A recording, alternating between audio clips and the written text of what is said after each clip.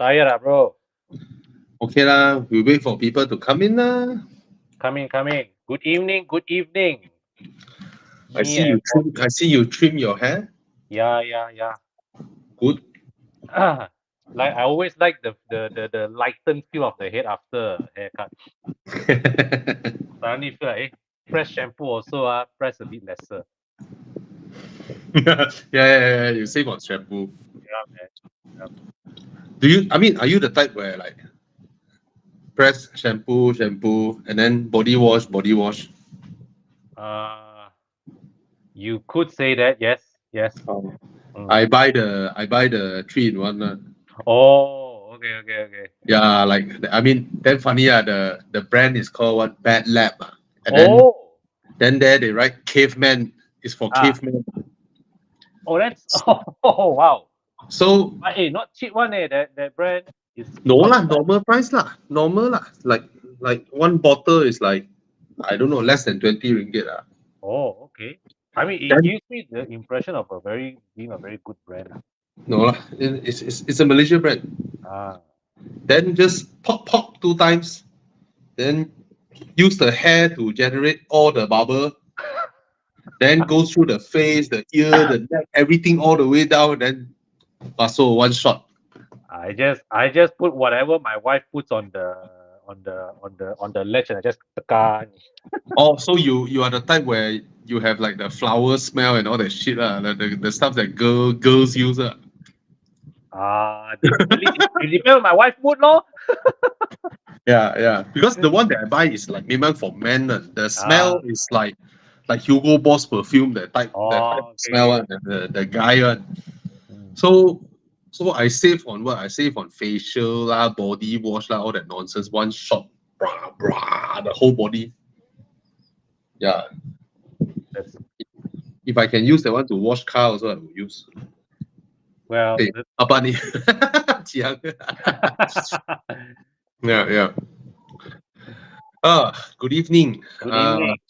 We have Theophilus, Luke, Achu, Gary, Jensen. Okay, the first car buying question. Any Suzuki thoughts Jimny. on the Suzuki Jimny? Cute car, Cute, yes. grossly overpriced. Agreed. Think of it, right? It is actually a 4-wheel drive Axia Yeah. with a 1.5 liter engine, right? The I think Jimny 1.3. If I remember 1.3. Yeah. 3. Hey Gary, hey Mac. Yeah. So you are in all essence, you are buying what's the engine? 1.5. Oh yeah, 1.5. Sorry, 1.5. Yeah. 1.5. My mistake. Relentless performance.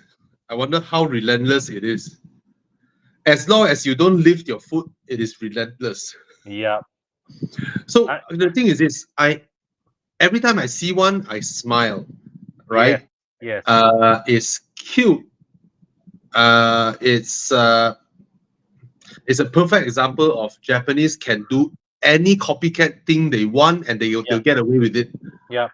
You know, like Seiko can copy Rolex, copy whatever, and then just the logo different, and nobody will say they are a copycat. But anyway, it's not for me to judge. I mean, Jimny is the type of car where you buy from the heart, right? You truly love it. You really want to buy it, then you buy lor.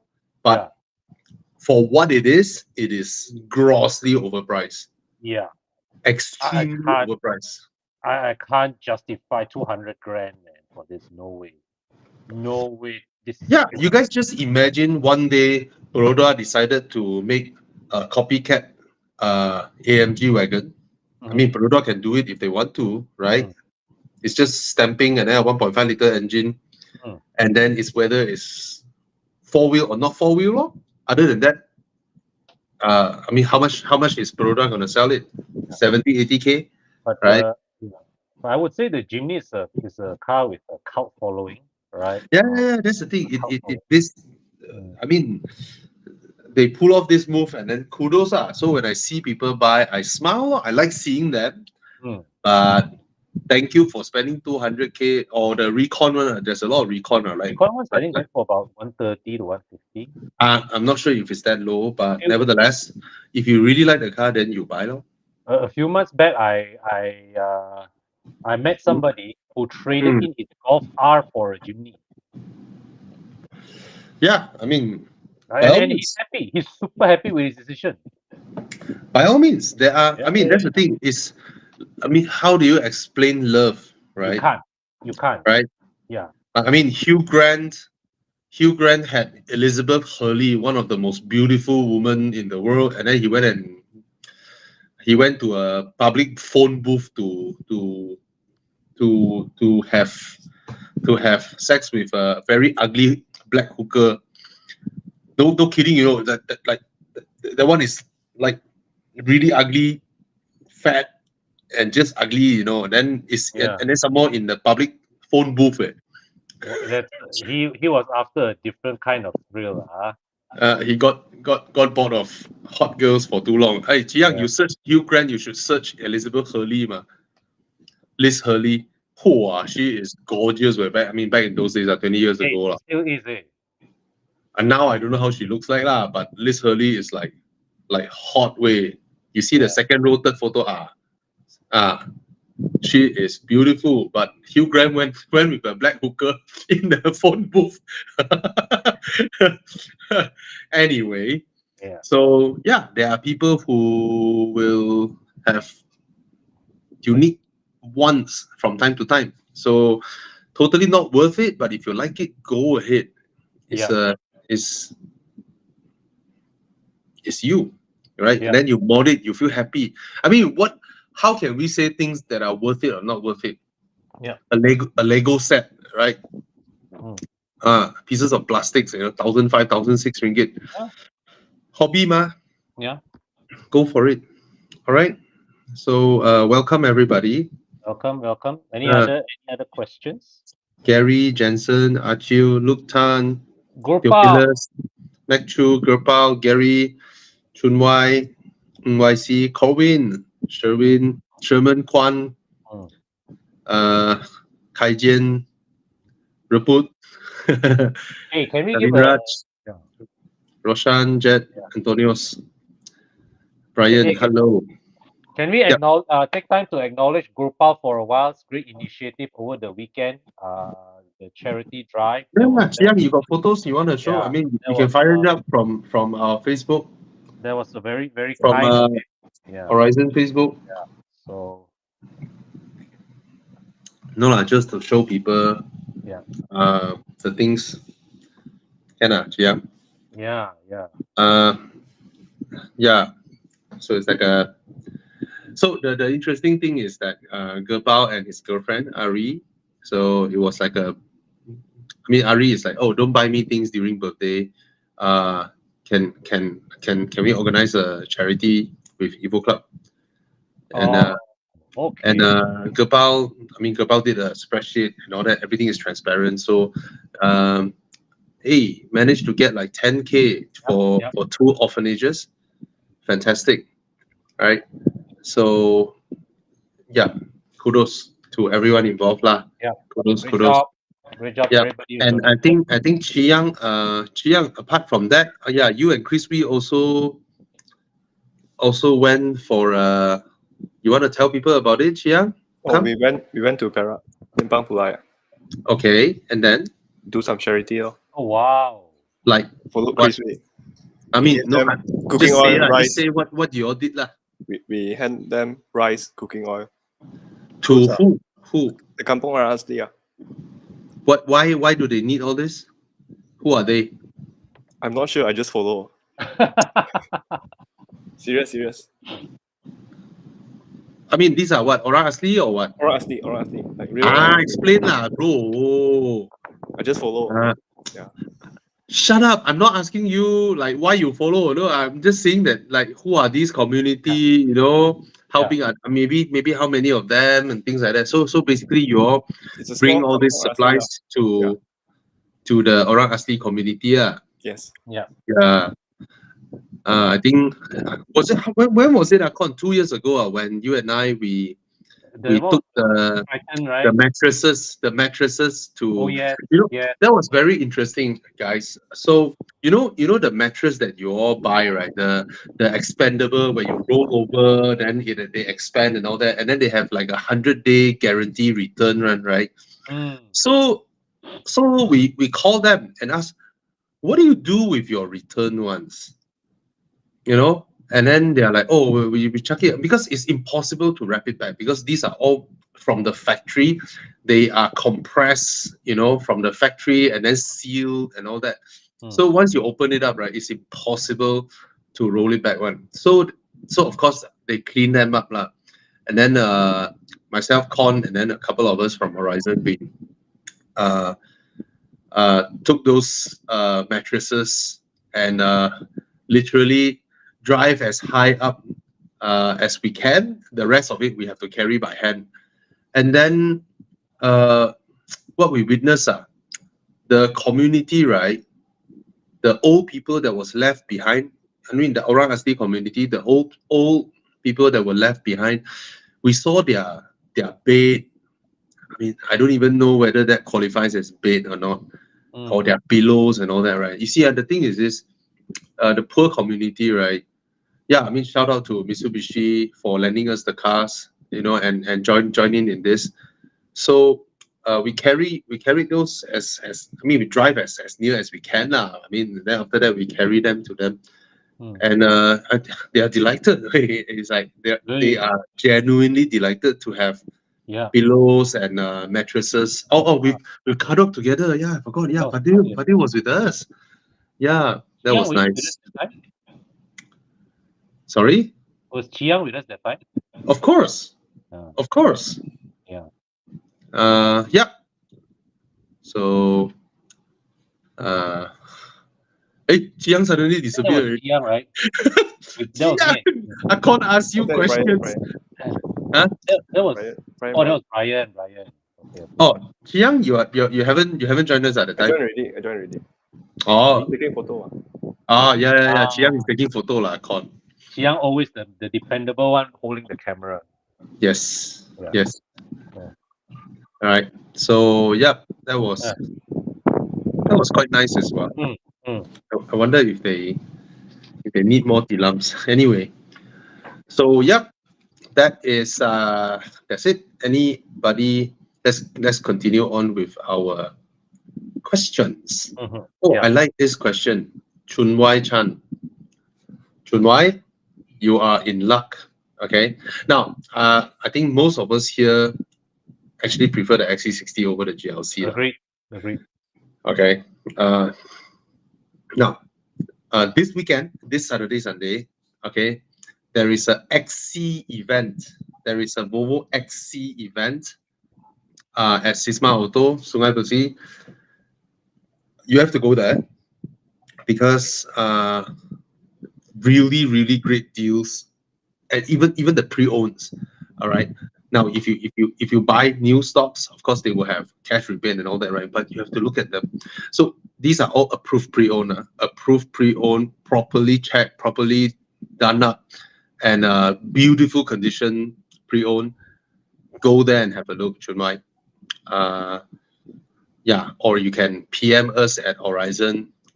We will, because we're like letting them know, So whoever that hasn't or thinking of, hey, maybe a big 7-seater SUV, maybe that could be something for my family later on. Come over after morning drive. Saturday we head over. Go and test drive the XC90, the XC60, or whatever XCs they have lah. But now they have they are collecting all the great XC90s, because a lot of people are interested with XC90s. Honestly speaking, it is still a class leader, even though it's been a couple of years in the market, right? And now those that are post 2021, they have Google navigation. Chiang, you can remain a poster there for a while.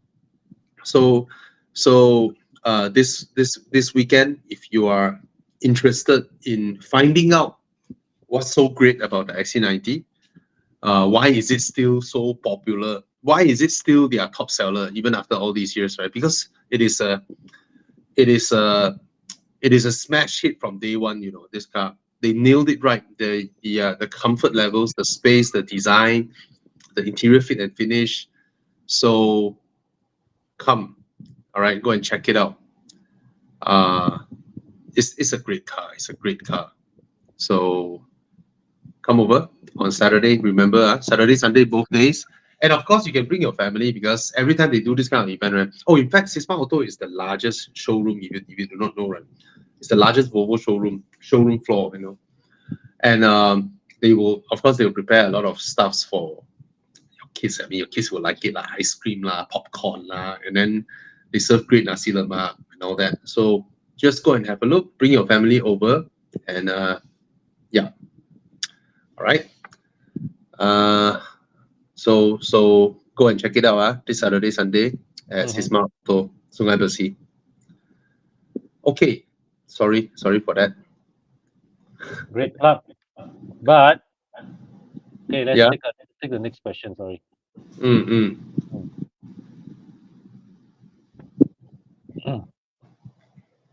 Let's see.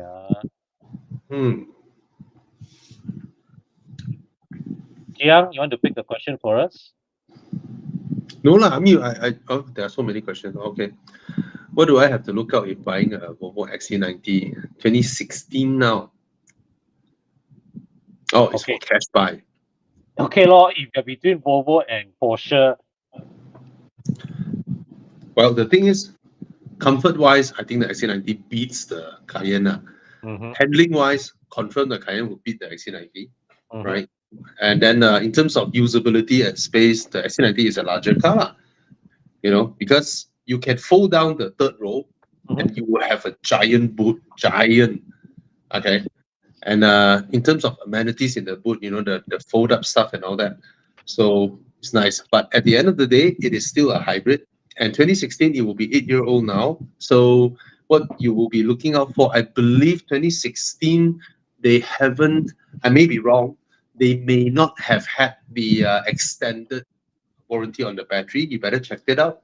So it's an 8-year-old now. So I would say if you are buying a XC90 2016, right, cash buy, right, please, if you can, I don't know whether it's a dealer or a private seller or whatnot, right? You're like, hey, I pay you 20 grand first or 10 grand first. I want to test drive the car for 2 days or 3 days, you know, just to observe if there is any thing going on. But nevertheless, just drop the car into a Volvo 4S center, right? Get them to look through everything, not the usual 2-hour PPI, not the usual 2-hour PPI, right? Just give them and tell the seller that, hey, I want to make sure everything, you know. So go through 2-3 days, and I don't know, give them time to inspect, make sure everything is all right.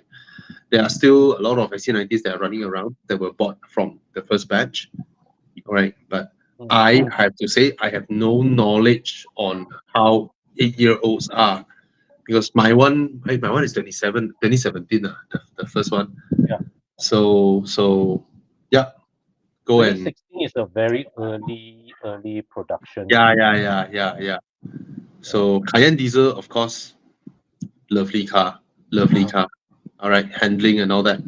And I believe if both are similar price now, further down the road, I think the Cayenne would be the one that is holding the value better because it's now at a very low price. It's like 2030, I think 120 or 100 or 100, 170. Okay, around this price point. And what? Why is there a 99K? For real? If this is not a scam post, then you should we go and buy this now? Or 2012? Yeah. What? This one is damn weird, that post. Damn weird, The title say 2016. The down there say 2012. I don't know what. Oh no. There must be a 2012 Recon but registered in 2016. Okay. Anyway, yeah, go and check it out lah. All right.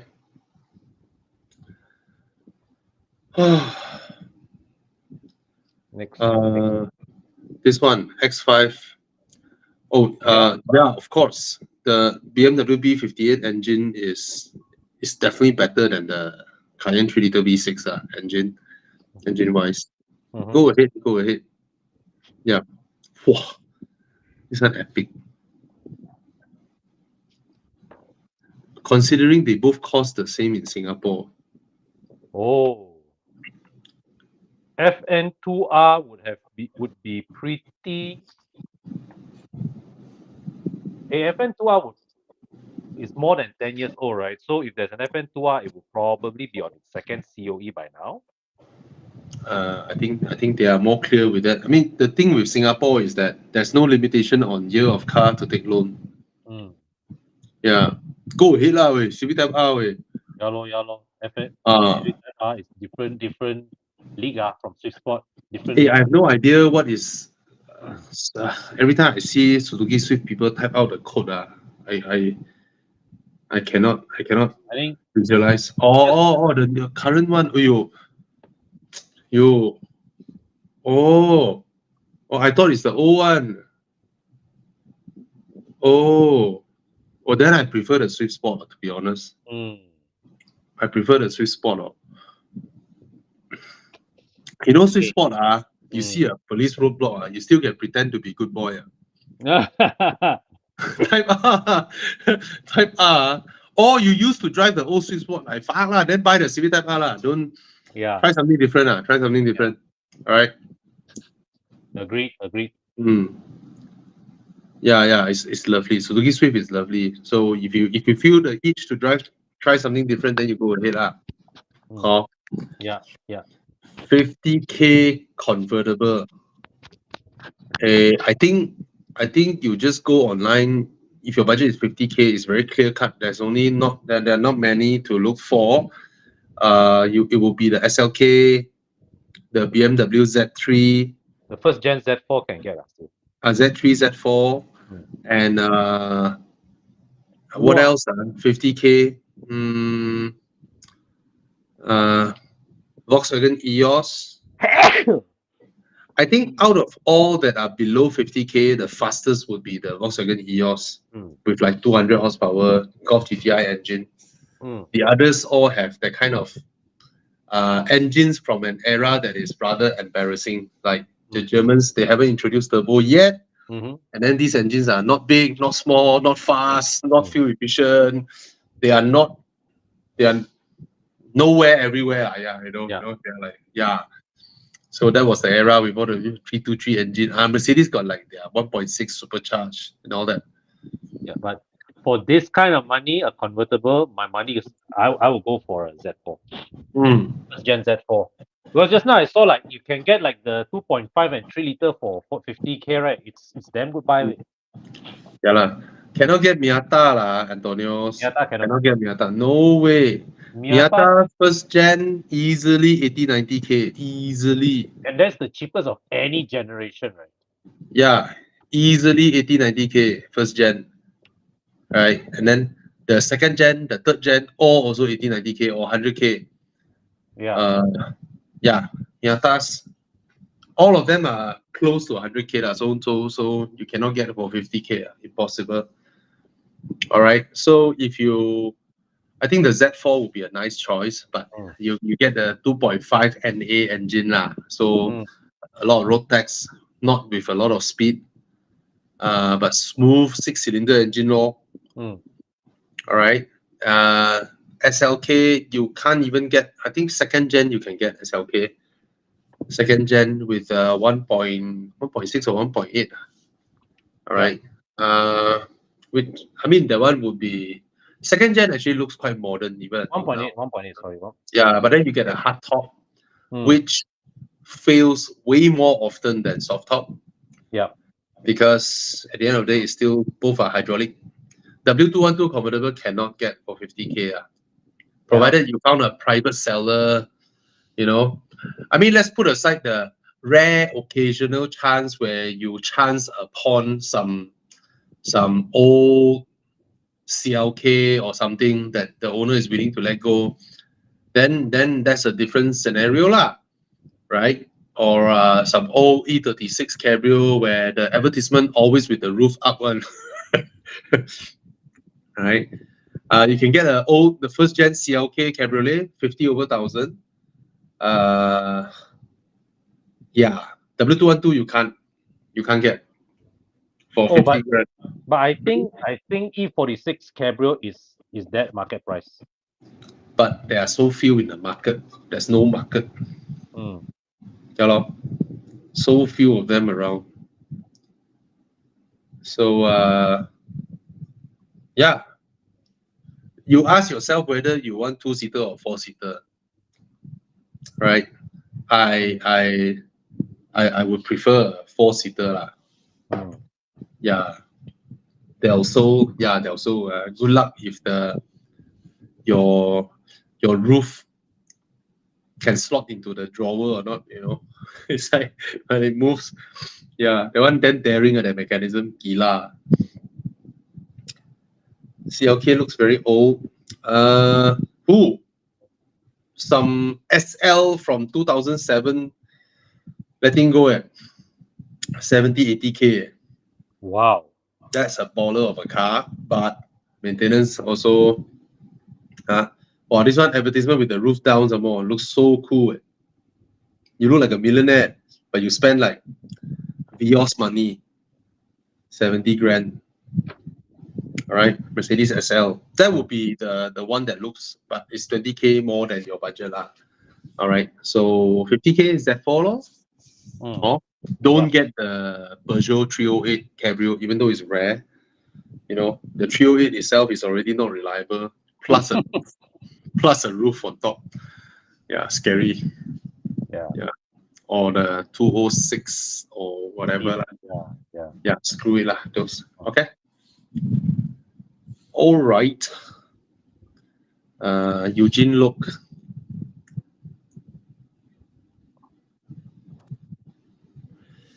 Con, you want to give your inputs? Since you're the BMW guy. The E90 has better driver engagement. It's more analog. Right? But the F30, in my opinion, is the better rounded day-to-day car. It's a better rounded day-to-day car. But the E90 is the one that I would say that if I were to take it up, Genting's E90 is the one that I would enjoy more, right, in terms of the handling. But the F30 is the one that you have more. It's more usable on a day-to-day basis. Yeah, the F30 largest, basically, it's a much larger car. Right, the F30. And the ride comfort is better, and also the power delivery of the turbo engines means that your acceleration on from point to point is more effortless. Yeah, but E90 hydraulic steering. Yeah, nice. It's a nicer drive lah, but I have to say the steering is too heavy for me. Oh yep. Even for me, too heavy. It's ridiculously heavy. Too heavy. I'm not talking about old cars. I'm talking when it was new and I was handed a test car from BMW, and you drive windy roads, but your hand tired way. Yep. It's the same with the E84 X1 also. The E84 X1, those with the diesel engine came with hydraulic steering, right? It's also like it's crazy heavy one. Yeah, man. Anyway, maybe the E90 engineers is like, oh, we miss those days when our steering is not assisted. Have you had a car that you drive for a while that doesn't have power steering? I've driven car without power steering before, but not for a prolonged period of time. Okay. My first Proton Saga has no power steering. Oh. Oh, he's moving up from E46. Then a lot of E46 people felt E46 drives better than E90. Yeah. Yeah. So I think from E46, try lor. You can jump into F30 or then enjoy a little bit of, wow, iDrive, Bluetooth connectivity. I can play my Spotify song. Wow, my Spotify song. That day I play until here. I switch off the car. I come back to my car. I start the car. It continue exactly where the song is. So amazing. These are F30 things that you'll be like, oh, wow, technology, I like. And then E90, you have the screen and you don't know do what with it. Hey, the last batch E90 punya iDrive is pretty okay one. Does it play Spotify though? It has to play. I think you can Bluetooth it, connect from the phone. Okay. I like the E90 without the screen. Damn good looking at the dash. The dashboard of the E90 without the screen. Uyo. That one proper. Proper. Yeah. So nice. So nice. So German. Yeah. They don't make them like those anymore. Yeah. Now it's a screen fest in every car. And I think I like the last batch E90 interior quality more than the first batch F30. Actually, I remember when I tested the first batch F30 interior, I was shocked by the quality. Yeah. I was shocked by the quality. Yeah. New ideology. Yeah. It's like, why do the whole dashboard with injection mold polyurethane? Heavy, soft touch. So what? They crack over time. Let's change to plastic. Put some leather over plastic. Anyway, yeah, that's the E90 with screen. Ugly like hell. Yeah. The double thing, damn ugly. Yeah, actually. So if it's E90, I will buy the one without screen because the screen is useless anyway. Actually, the E90 and E60 cabins are aged very, very badly. Yeah. So yeah, try the F30. Try the F30. If you are lucky, you found a 335i. Please go for it, because you are not those that are so spoiled with 300 ringgit road tax, right? You came from a 2.5. You're paying 900. Paying road tax like a man. Yeah, right? Man. Not those. Hey, my road tax 70 only. 70 only. Wow, not 300. A lot. Pussy. Yeah. Pay road tax like a man. Yeah, man. So if you found a F30 335i, look at it, 60 over grand. 76. Cheapest, Jiang? Cheapest is what? Cheapest would be E90 already, 335. No. Oh. E90 335i. Yeah, I mean, whether it's E90 or F30, if you found a 335i, that's the one to go for. Then you properly upgraded.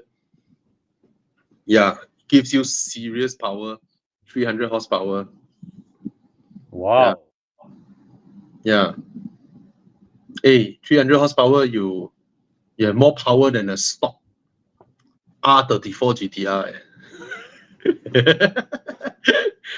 On paper lah. All right. Don't go and racing lah. They won't race their car worth so much money. Right. Now R34 GTR, they come out is Boyo only. Like drive smooth, wow, photo, then with friends, parking. The car is worth so much, right? They cannot drive it like they stole it anymore. They sayang the car, slowly roll up, slowly go speed bump. Always look like I don't want to race you. But the actual term is my car is worth so much. I don't want to. Can't afford to race you. Yeah, I think 930,000. What the heck? Easy way. What the heck? 900,000. Yeah. I mean, I like the R34, but not 930,000 like it. Yeah, look at that beautiful 900K cabin. Like a Nissan Safiro.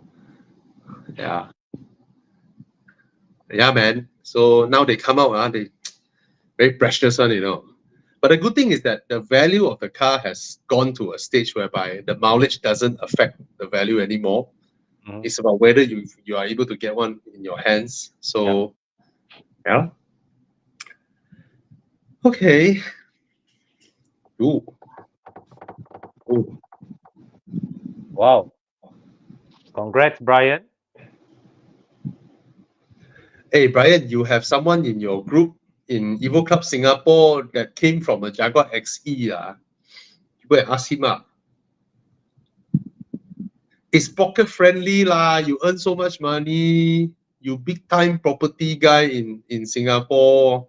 You can afford. You Singaporeans can afford lah, right? When we fix cars, you 4K right? 4K minus 30% because of our tax, right? Parts. Then it's 3K. 3K then is 1K Sing dollar. Nothing lah to you all. Something that is 4K here is 1K there, right? You go and ask Sin Yong. Yeah. You go and ask him lah. XE. It's a great car. It's a great car. Handling is fantastic. But you drive Honda Shuttle also faster than people's BMW and Mercedes already on the highway. You drive like gila babi way.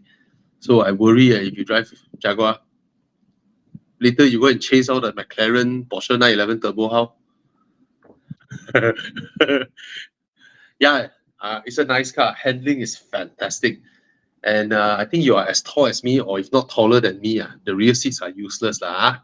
You don't sit behind the rear seats. It's freaking useless. You'll be like, hey, why my Honda so small, rear seat so spacious, but but the Jaguar, the car so big, the rear seats like that. All right. Okay. Come Enduro. Yeah, Con, you will know all of them. You will know Brian, Sin Yong, all this when you come. Yeah, the rear seats are shit, Brian. But you sit in front, ma. Enjoy the car, lah. Hey, you earn so much money, you don't want to buy a convertible and in Malaysia, man. You can buy whatever car you want in Singapore, and then you buy a convertible in Malaysia. Exactly. Put here, then you come over, drive. Anyway. All right. Fiat Abarth 500. I love the car. I absolutely love the car. And it will break down. Trust me, it will. It's a Fiat. It will break down. Even though it's a simple 1.4 liter car, very simple, but don't underestimate the Italians, right? Whether you are a 1.4, a 3.8, 4.3, it will break down. But no big issues, no biggie. You can PM us on Facebook, Horizon Facebook, and then we introduce you to Kenneth. If you haven't already know him, he's the go-to guy for Fiats. Okay, he knows his shit. He'll be able to solve all your problems, and once you solve it, it's a lovely car. Yeah, lovely car. All right. Shift your own gears. Don't wait for the car to shift its gears. I once bought a Fiat Panda for my wife, which is the exact same car as the Fiat 500, just that it has 4 doors and a different exterior design. The entire interior is the same. The seats are the same. The engine, the gearbox, everything is the same. The car handles the same, rides the same as well. The Fiat Panda, very cute car. I still love it. It tried to kill my wife twice. Yeah. She was driving in Smart Tunnel, driving halfway turning, and then the car decided to stall all of a sudden while driving. So when the car stalled, the steering was turned. It locked the steering. Luckily, my wife is she was an athlete put it that way last time She got fast reaction one, so quickly pull the steering and open back up the steering lock. And then because the car has momentum, right? Straight away it cranked itself, and the car fired back up. So twice. So actually that day I had a chat with my wife, like, how come your reaction so good? She was like, oh, I was trained by the Satria that she bought new back then the Proton Satria. Also same as you. Proton Satria brand new when she collect the car from the worst era of Proton. Yes. 2002 that time. Yeah, the Proton Satria collection at showroom. roll out from showroom, and then the car stop. Shit. And then drive for a while, stop again. Can you imagine how you feel? You buy a brand new car, Wow. you collect the car, and then the car was like that throughout her ownership. Bring back don't know how many times, still like that. Yeah, that batch of Satrias quite. No lah, that was the era where all Proton cars were Yeah. fucked. Yeah, that was when they begin losing their market share and all that. Yeah, correct, Right. correct. That was Those days bad. are gone now. Now Proton, very good. Yeah. Now Okay. steady. Yeah, I think every company needs to feel that, whoa, we're dying, and they do really well, right? Yeah. So it's true that good times breed weak men. Yeah. Right, weak men make bad times. Bad times make good strong men. Yeah. Anyway, Very, very true saying. yeah. Hey, is Thomas coming in? Yo, Nicholas. Yo, you're in. Well, Yeah. I like that. Your body is in the correct orientation, but your background is mirror image. Is it? No, Right. he mirror image also. No, his T-shirt I can read Kota Kinabalu. Oh, because it is in reverse to begin with. Oh, wow, like that also can. Yes. Fucker come in and throw us. Yeah. Anyway, Sorry, guys, go ahead. Nicholas is our new team member. For those who hasn't seen him, and apart from liking cars, he's a watch expert. So you guys can ask watch questions if you want. You guys can ask him. A lot of debates around that. Yeah. XTR Jackson. Fuyo. Skyline 250 GT. I would say buy the Skyline 250 GT. It's a Skyline way. Imagine you tell people, what do you drive? Skyline. What do you drive? A certain Toyota, it's called Chaser, sometimes called Mark II, blah, blah, blah. Explain until cow come home, right? What do you drive? Skyline. You will say 3 Series. Oh shit! Not the. My mind keep thinking the R34 GTT, Dude. Oh. Then I prefer the Chaser. I prefer the Chaser if that's the case. This one is straight up Infinity. Yeah. Yeah. I know in Japan it's called Skyline, but I don't accept it as a Nissan. It's an Infinity. Nissan is the only brand where in public perception, right, their premium brand is below their original brand. Yeah. In terms of impression. Actually, I see Acura the same way also. I see Honda higher than Acura. I think the thing is that, right, Nissan, when they set up Infinity and they manage it, right, the people that run Infinity, they are running it like Nissan. There's no difference in terms of the mindset and the mentality. But at least they have bespoke models, unlike Acura. Acura is like a batch job. Yeah. Since day one. Yeah. Luckily, it's only for Americans. We don't need to deal with Acura, like a fake it till you make it. Yeah, Acura is weird. Yeah. Whereas with Lexus, Toyota really put effort to differentiate Lexus from a regular Toyota. Yeah, man. Okay, 2011 S4 or 2010 535i. Now, I personally have owned an Audi S4. I think it is way more exciting to drive than a 535i. However, the exciting part is because of the engine and gearbox. All right. However, the 535i, and also the S4 is way faster than the 535i. All right, you would while the 535i is still trying to find its turbo boost, the S4 is long gone already. Okay, no way the 535i can catch up to an Audi S4. No way. But BMW being BMW, lor, you can enjoy the way the car flows. S4, the front is heavy like hell. Hi, Thomas. Hello, bro. So, yeah, we have the Audi hater just in time. Who say Audi hater? What you also Audi hater lah. Audi hater lah. So, Maybe I so hate Audi. the S4, when you do a turn, you will feel like the car is trying to. Basically, the front end is heavy lah. You have to learn how to drive the car. Audi thinks every road is a highway. I see, it come already. The Audi hater. Okay. Yeah. Okay. So it's front heavy. It's front heavy. I'm wearing an Even though the car will be able to do it, you just feel like the car is reluctant, even though it can do it. Yeah. You know, it can corner damn fast. It can corner like on rails. You know, but while it's doing it right, you just feel like it doesn't want to do it. Doesn't reward You will you hear lah. a lot of tire squeals.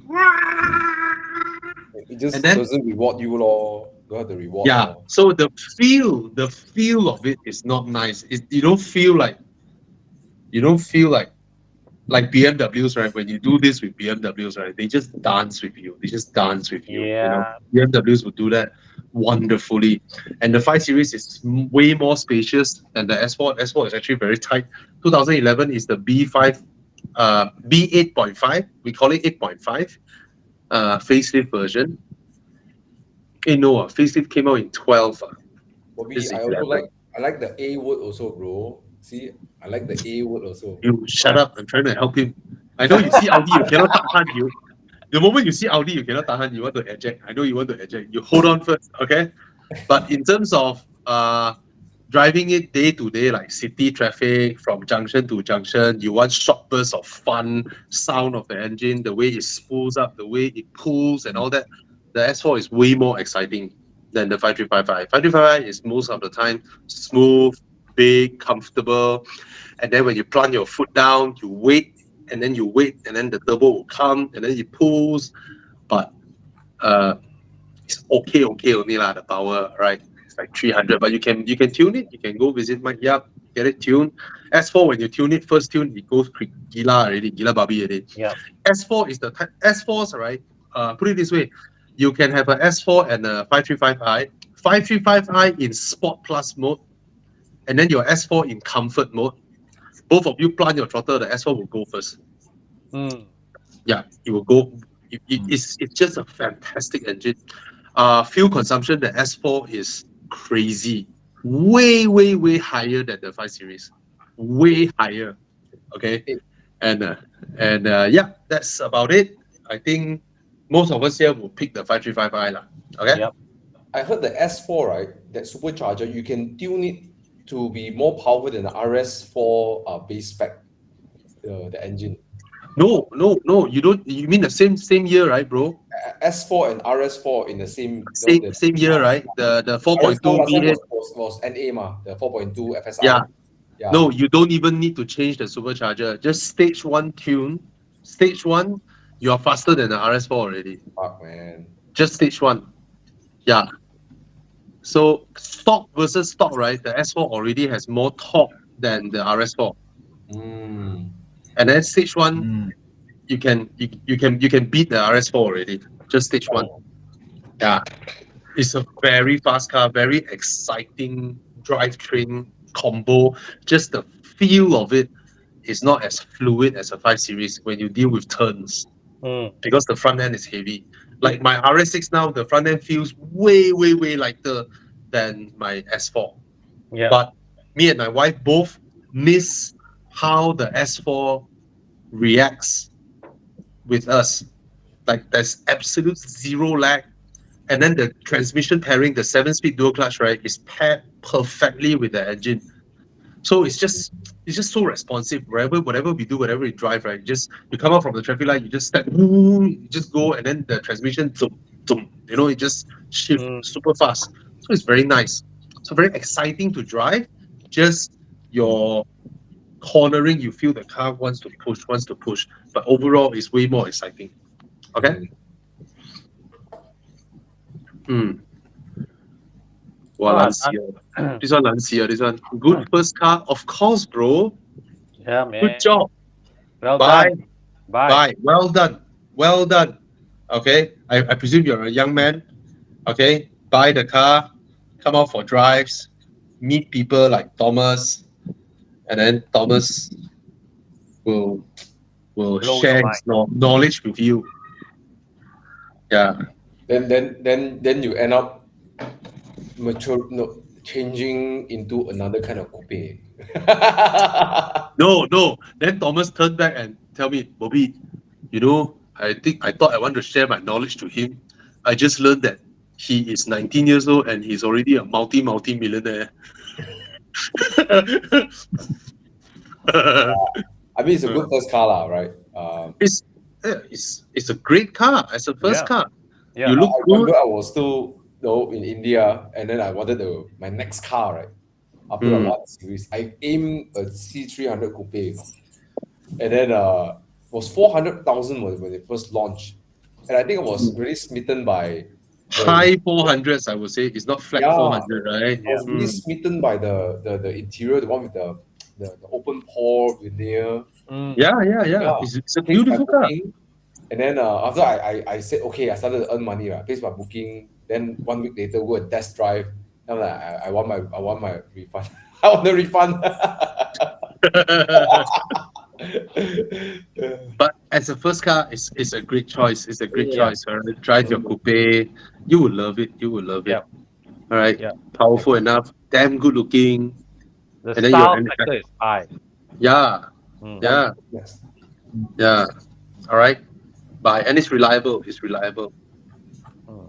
Apa lagi? Hey, Tana is tuning. Is not with us, but he's tuning in. So hi, Tana. Nicholas, I Jerome said, recommend me a watch from Petaling Street. don't buy a watch. He's a purist. See, Jerome, if you're gonna go fake, right? If I'm you, I go all out, right? Since buying fake, right? Go all out. Come out all the Jacob and Co shit, right? Wow, Richard Mille. Yeah, lah. Nicholas Yeah. pumping his tire. Yeah. And then you wear a t-shirt. The buy- You wear a t-shirt, right? I am Singaporean. People see Singaporean, Richard Mille, confirm real one. Unlike Malaysians, right? Yeah. Yeah. Go all out, bro. Hey, but there was a thing, you say if the guy drives a Ferrari and he Mm. wears a fake Richard Mille, you would think it's real, right? If he wears a real Richard Mille and then he drives a Honda City, you think the Richard Mille is fake. Of course. 100%. Because it's easier to fake a watch than to fake a car. Right? Okay, next one. Tech Heuer Monaco. yeah, this one we debated so much before. You see, okay, Joel, there was a point in time, I think last year, where me and Thomas both wanted to buy the Tech Heuer Monaco. So Nicholas Nicholas being the residential watch expert, right, keep telling us don't. But as of now, he failed to give us a valid point. Why? He said something about depreciation at most, but What? All of them stay static about 25,000 ringgit. Okay, I'll put it this way. It's not so much a reason of don't buy per se. It's a question of taste. First and foremost, right, square watches is very hard to carry off if you don't have the right arm, because this Monaco is not small. I think it looks ugly. Yes, maybe Bobby can. But the thing is this, Monaco has two types here. One where the crown is on the left and one is on the right.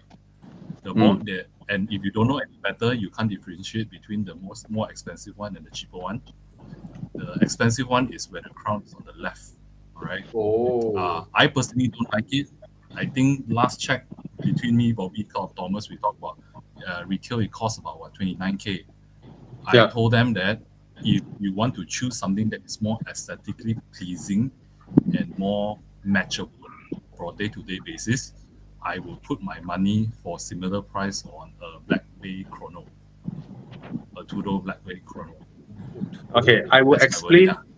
Hey, Chiang, come on, Chiang, fire up the Tech Heuer, the one with who's that guy, that famous racer, whatever poser Where's guy. that picture one? The Bobby's face on it. One. Remember, I'm looking for that picture. It's in our chat group, I have. Anyway, no. What's the name of the guy already? Who was in the Bullet Mustang? Yeah. What's his name? Suddenly I forgot. You put Bobby's face on that one. Steve McQueen. Steve Nicholas, McQueen. Okay. Find the picture. Cannot find, bro. Chiang, fire back up this photo. Okay. I'll explain why. If I'm buying a branded watch, I mean I don't. I mean both my watches are Casio, but I did tell people, I did tell like Nicholas or whatever I said, if I'm buying sort of like 20,000-30,000 ringgit kind of watch, I will only buy the Tag Heuer Monaco. Okay, reason being, before Tag Heuer, okay, first of all, Tag Heuer Monaco is the first automatic chronograph. I know at the same time Zenith also created an automatic chronograph around the same period of time, but they are both recognized as the first automatic movement chronograph. That's one achievement and one history to tell, compared to some Nyama, Tudor, Black Bay, which means you cannot afford Daytona. All right, which means you cannot. Yeah, fucker so poor cannot afford Daytona. Go and buy Black Bay anyway. Okay, it's the kind of mature adult coffee table bashing. Okay, so we were like bashing one another. So this one that is shown here, this is the relaunch where the chronograph is on the right side, as per what Nicholas mentioned. Same placement as the two, what do you call that? Chronograph, the buttons. Is there a name for it? The pusher. The pusher, yeah. So originally, why the crown is on the other side is that Heuer wanted to make a point that my chronograph don't need adjustments. So I purposely put it on the other side, just to prevent you from wearing on your left hand and then your right hand convenient to twist. You have to do it this way, just to make a statement that my chronograph is automatic. That is another win in my opinion. Like fucking fuck you, like Tag Heuer is like that. Okay, that's the second thing. So there is a lot of story and heritage to it. Now the third thing would be, before Tag Heuer Monaco, there were no connection between the watch world and the racing world. They are both two universes. You race, you have your watch. Tag Heuer Monaco is the first watch where Tag Heuer brought watch advertising to racing. And it's a big thing. It's the first time where someone it's not Tag Heuer, back then it's called Heuer. Heuer. Yeah. So they took watch advertising with racing, and from then onwards, it changed the world, right? Nowadays, you cannot imagine any racing series without a watch brand advertising there.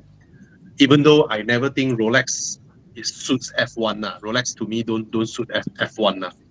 So for me, at least, I'm not a watch guy. Whether it's square, it's 42mm, 44mm, or 39mm, whatever shit. For me, it's like those things are not in my brain to compute because I'm not a watch expert. But I love watches. I study watches. I know a lot of brands. I know a lot about all this history and all that shit. And for me, because of all the stories, this is the only one that I am willing to spend 30,000 on. But on the day where Nicholas, I don't know whether I told you, me and Cass was in the boutique, right? She's like, hey, buy lah. You need, you should have a proper watch, a branded watch. I look at it, then after a while, I think like, why do I want a 30,000 ringgit watch? What do I do with it? And then the next thing I did, I spent 35,000 ringgit on a massage chair. Yeah. I go, and then Black Bay looks nice. Yes, Black Bay looks way nicer than this. but it's a moot point to me because I'm not a watch expert, right? So to me, I couldn't be bothered whether this one is nicer or that one is nicer. I cannot tell. I cannot tell. But for me, why is it created is important. So the Tag Heuer Monaco's reason of being created is way better than Black Bay's reason of being created. Like Black Bay is created because a lot of people cannot afford Daytona now. Two different things lah. Two different Yeah. things. Yeah, like we know some For Ferrari owner, right? They keep their Daytona in the safe and then they go and buy a Black Bay, right, to wear, right? Yeah, I love the Omega Speedmaster also. Omega Speedmaster has more stories than the Black Bay Tudor, to be honest. This is the proper one with the dial. What do you call that? The crown. The crown on the other side, just to make a point. Sorry, I talk too much. So Thomas, Nicholas, But the bonus of buying a Monaco, right, is that you will have Seiko inside the watch, right, showing you the middle finger, because they actually source a part from Seiko.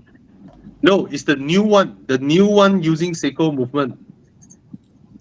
Actually, for many years already, since Yeah, but 2010. the old one is not. The old one where the pusher, Oh, the original the original one is their own movement. It's Heuer's movement. The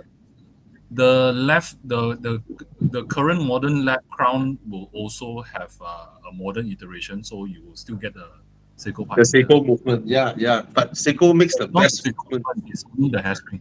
Only the hairspring. Bro, Seiko makes the best movement. Unlike Rolex, every day 2 seconds. Hey, no lah, improve already lah, different lah. But actually, as an overall, right, you'd be surprised the best adjusted Tudor movement currently is better than a Rolex. I thought, bro, I don't know about all this, but I tell you which of my watch But anyway, gives me the best. Gives me the best accuracy every day is my Casio. Exactly. Exactly. So if the I know I kacau lah. Sorry, but I know it's not about accuracy lah. There's horror. Yeah. Nah, my quartz. Mine is not even quartz, and one is the square one. You know the 50 ringgit one. You know Hey, Nicholas, and I think right, spending 7,000 on a Casio is cooler than spending 20 grand on a, I don't know, this kind of Boyo brand lah. Because I don't disagree because I think I still own about 100 Casios. what the fuck? Oh, another thing to add, guys, the Monaco with the crown on the left side, the logo doesn't have the word Tag. Yeah, it's Heuer. It only says Heuer. Yeah. Whereas Okay, the one on the right side one is Tag Heuer because it's a commemoration. They relaunch a commemorative piece, ma.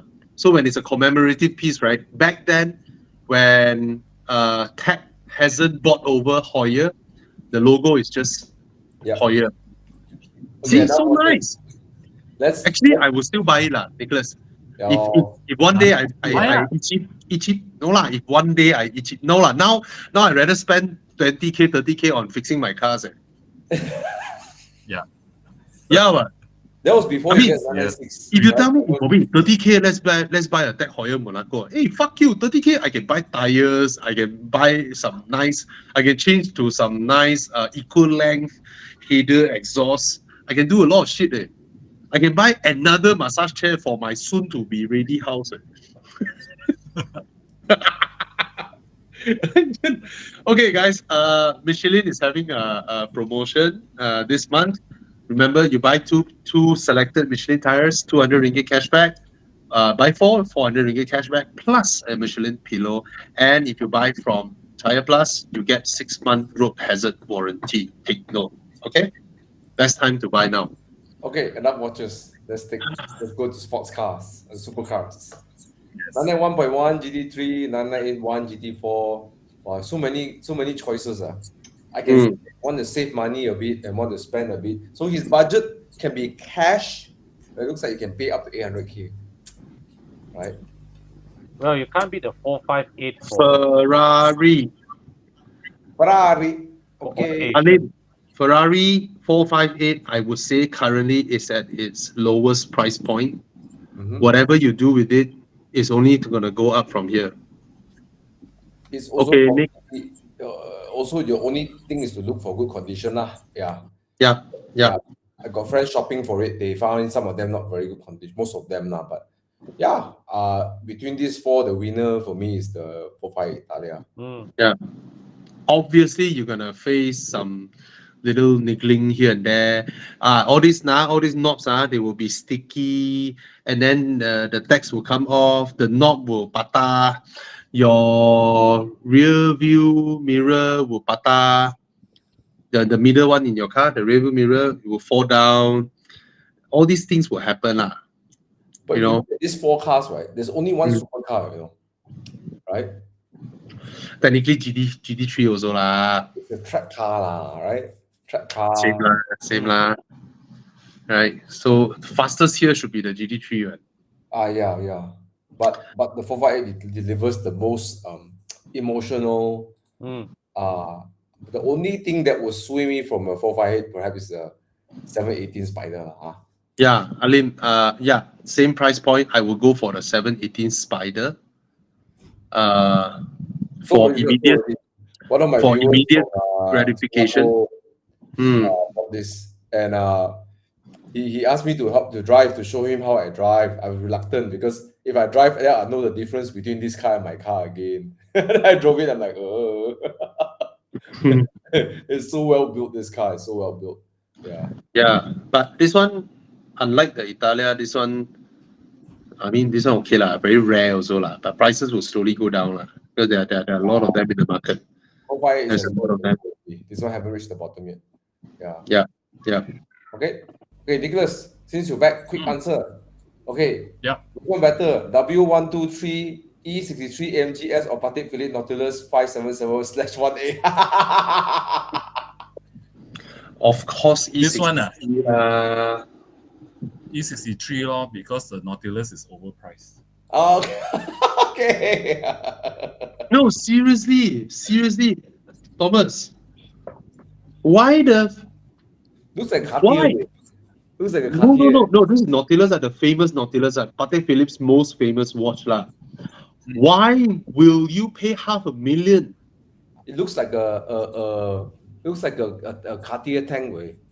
Or no tank, the Dumont. No, Chiang, these are way more expensive. This one has the little dial down there. I don't know do what one. Is it 3 million? No. What? Okay, I tell you what, guys.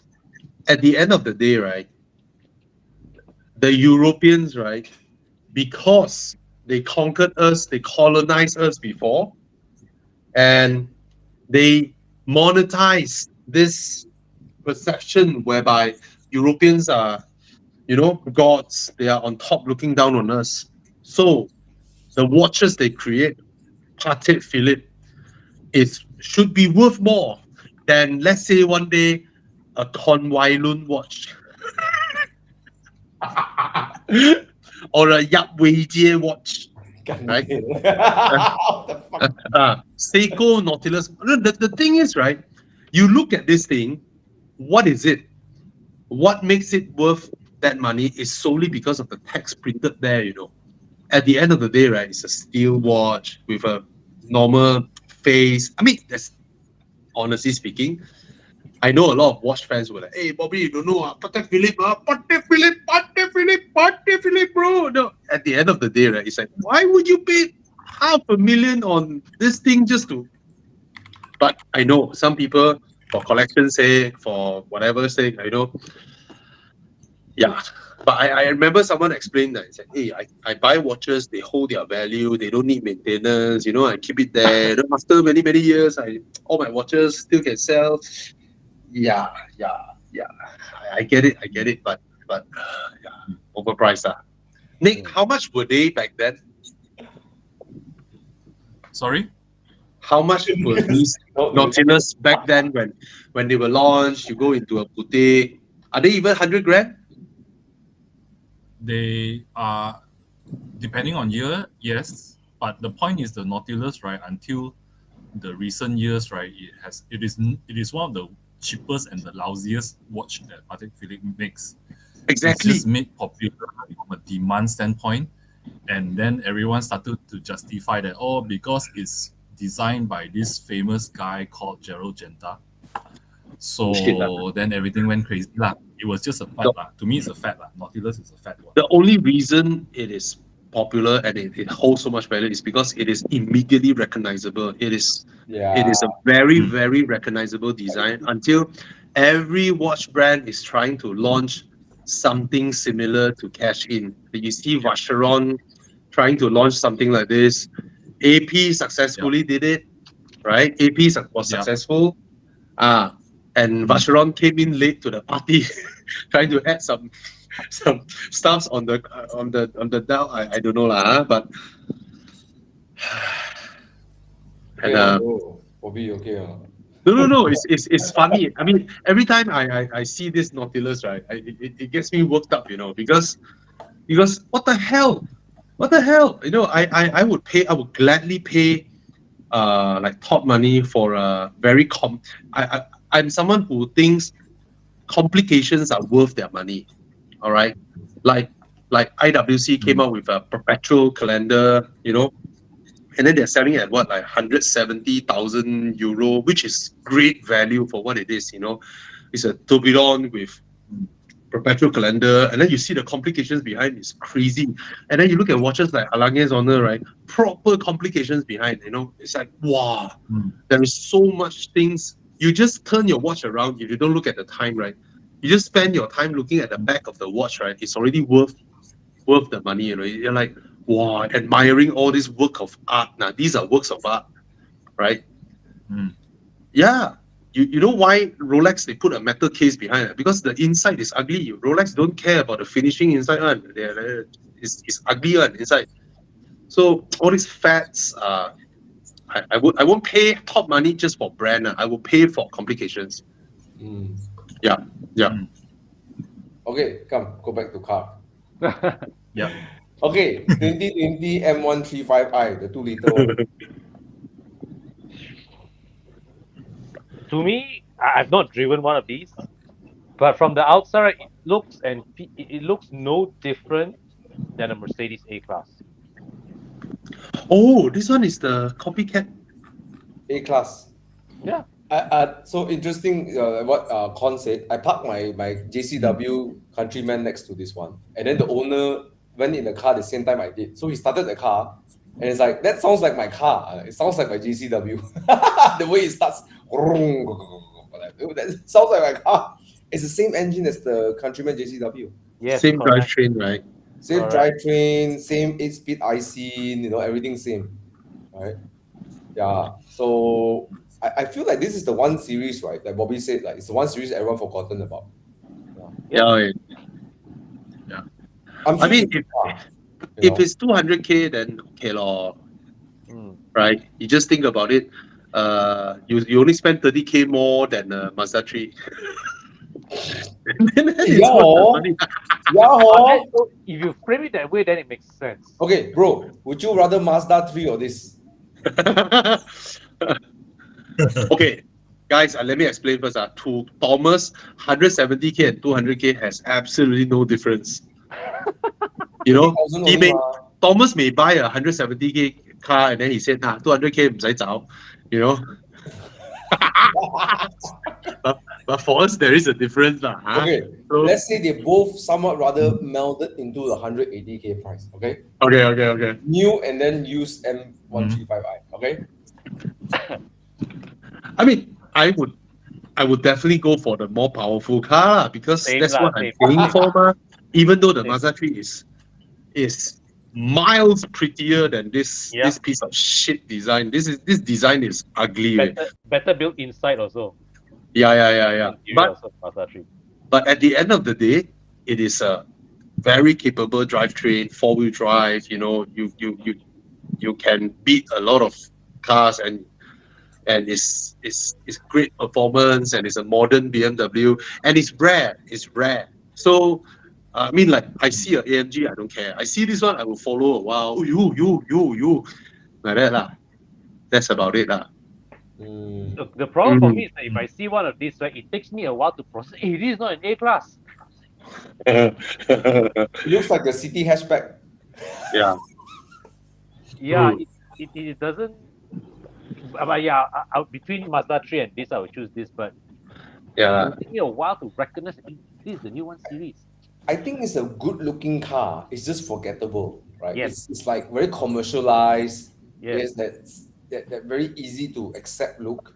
That makes Yeah, the previous Gen 1 series a lot more interesting. Yeah, I will buy this, and then when I switch off the car, I lock the car, I walk away from my car, and then I turn back to look at the Mazda 3 because it's pretty. This car is not pretty. Hey, but for 200k, I mean, 200k is a no-brainer. Make a sense lah. If it's 300k last time, 350k don't make sense. Yeah. Sorry, lah. If your horsepower is higher than your price, then okay lah. Okay. Okay. Alan Tang, Sifu price around 400k. Recon E53 AMG sedan or CLA 45 AMG 21. Oh, E53 for sure, man. Yes, me too. Want me to pick it. Can get 2-door. Cannot get 2-door. Sedan. Sedan. He says sedan. No, I think he wants a 4-door. Hello. Yeah, lor. But the coupe also very spacious one. Oh, the rear seats. Yep. The rear seats are very, very spacious. You buy E53, you don't want coupe. Okay, Bobby. Huh? E53 AMG coupe convertible versus your 6 Series convertible. I mean, I my first time in Mae Hong Son, I was driving the E53 coupe. From the Chiang Mai airport, I rolled off. I'm like, wow, fuck, I love this car. You know what they did? You know the E63 has speaker generated sound, right? Yeah. So the E53 also has speaker generated sound, assisted sound even though the 3-liter it sounds really good. It sounds 90% like the E63. Oh. Yeah, I love it. I love this car. Even until today, I love this car. It's just that when I reach the mountain roads, when I corner hard, then I realize my left foot is beneath the brake pedal because it does. Yeah, because it doesn't have a footrest. That to me completely. That's the deal breaker for me. When it doesn't have a footrest, right? I cannot drive hard. Yeah, because the car doesn't have bucket seat. I need my leg and my back to pin myself. And then I don't have a footrest to pin myself, right? My foot just went below the brake pedal. So that was the reason it's off my radar. But nevertheless, it is still a wonderful car. So Alan Tang, you think about it. Do you have other cars at home? If you have other cars at home, how often you use your rear seats? If you are fetching kids or whatnot, right? You don't need to fetch old people because your other consideration is CLA 45, right? So CLA 45 is not exactly very easy for old people to go up and down. Probably just your kids. So the E53 coupe, right? The rear seats, right, is way more spacious than a lot of 4-door cars that I know. It's bigger than a CLA for sure. Yeah. Oh, way more spacious. Yeah, the rear seats are spacious. So and then you can lower the rear supposedly fixed windows. So it's a great why I suggest this because coupes will hold their value. Okay, so go and have a look. And if it's 2-door, I will go for C63 V8 Cabrio. Yeah. Please do it. Anyway, so which one will you all go for? Thomas, which one will you go for? A E-Class sedan or a CLA 45? I agree with you. If I have kids to fetch around, just ask them to just climb in the car through the front door. What the heck, right? You know? Yeah, do it to get them a 4-door so that they can enter and come out. Right? Yeah. Yeah, just make them crawl, and then it's not like a difficult egress and ingress for What children. if you need to fetch the two old folks from Sagamat? Then of course I will pick the Panamera. No, Thomas, gun to your head now. Between CLA 45 AMG E-class and E-class. No fight. okay. So So the problem E-class, about the E-class, bro, is my dad will end up driving the car anyways. So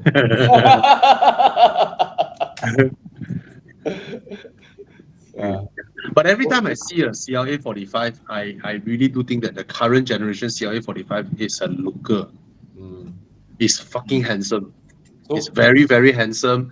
And 45 engine, drivetrain, sound, everything is more exciting to really hoon around. It's a much more exciting car. So, yeah. So Con and Nicholas, gun to head, which one you pick? E-class. E-class. Okay, done. Alan, you got the answer. Okay. Con, you need to attend your daughter, is it? What happened? Crying already, boy. Daddy, you Okay, S80 T5. What the hell? S80? Never heard that for so long. Okay, Jag. It's a Jag XE diesel. 2016 Volvo S60 T2. What's a T2? I never heard of a T2 before. Singapore, they have all this. 1.4 Mazda 6. Wow, bro, you got so many choices. Way. Brian, go with the Jaguar XE. All right, you will enjoy during enduro. The Jaguar XE drives sharper than the BMW F30. All right, it's a very good handling car. It's a good looking car. It will look good during enduro. The photos behind and all that is just buy the Jaguar XE. Okay, throw away all the Jaguar XE picture. Yeah, throw away all the other options. Okay, just buy the Jaguar XE. It's a good looking car. Very, very good looking car. Handsome. Yeah, a very handsome car. All right, just buy this one. Just buy this one. And the interior looks good as well. All right. Yeah, throw away everything else. The Volvo S80 cannot corner. All right. Yeah. Buy the XE. Buy the XE. Yo, you drive the S680, you reach me on you should complain one. But Yeah. last year he happily drive his Honda Shuttle faster than a lot of people. Gila babi. Yeah, he drive Honda faster than all the BMW lah, all the. Walao Yeah, so he drive Jaguar, he can change supercar already. Yeah, bro. Okay, come. Any other question? Oh, this is a good one. 3.2. I think you mean by 3.4, right? Because there's no GTS. GTS is 3.4. No, they're actually quite rare. So if you can grab your hands on the 3.4, grab it, and buy it if you want it. Yeah, it's a rare car. Yeah. 981 got GTS also. Yes, but that one is a 3.4. Lowered suspension, everything. Yeah. But 981, the S is already 3.4. GTS, yeah, 981 GTS is the 3.4 lah. No, the normal 981S, Boxer S is also 3.4. Also 3.4. Yes. Yeah. But The non-S is 2.9, right? No, this is that one. There's 97. Yeah. No. The non-S for 981 is 2.9 or 2.7? 2.7. Oh, 2.7. Okay. Yeah. So yes, if you can. What the heck? Look at that price. 190,000 for 3.4S. What the heck, guys? This I know it has the GT4 front, right? But man, the price, man, for 190,000 cash buy, I know, but man, You know what's funny, Thomas? huh? Back in 2020, 350. no. Back in 2020, that's the price for a 981S. No lah, where got so Yes. 100? Yes. No. Standard price is 200-ish. But there are people offering 190, 180 that time. No The first batch. lah. My friend bought one during 2020. Oh, the red one lah. Yeah. Then I overpaid for my spider lah. Fuck. 2020, the time there were a lot of boxers letting go at about 200K each. Man. Yeah. I remember in Then- 2017, I saw one offered at 330. Beautiful Boxster S, Alcantara, everything. Yeah. Then anyways, if I Then bought during pandemic it went up. yeah, because there's this guy called Bobby Ang keep talking about convertible.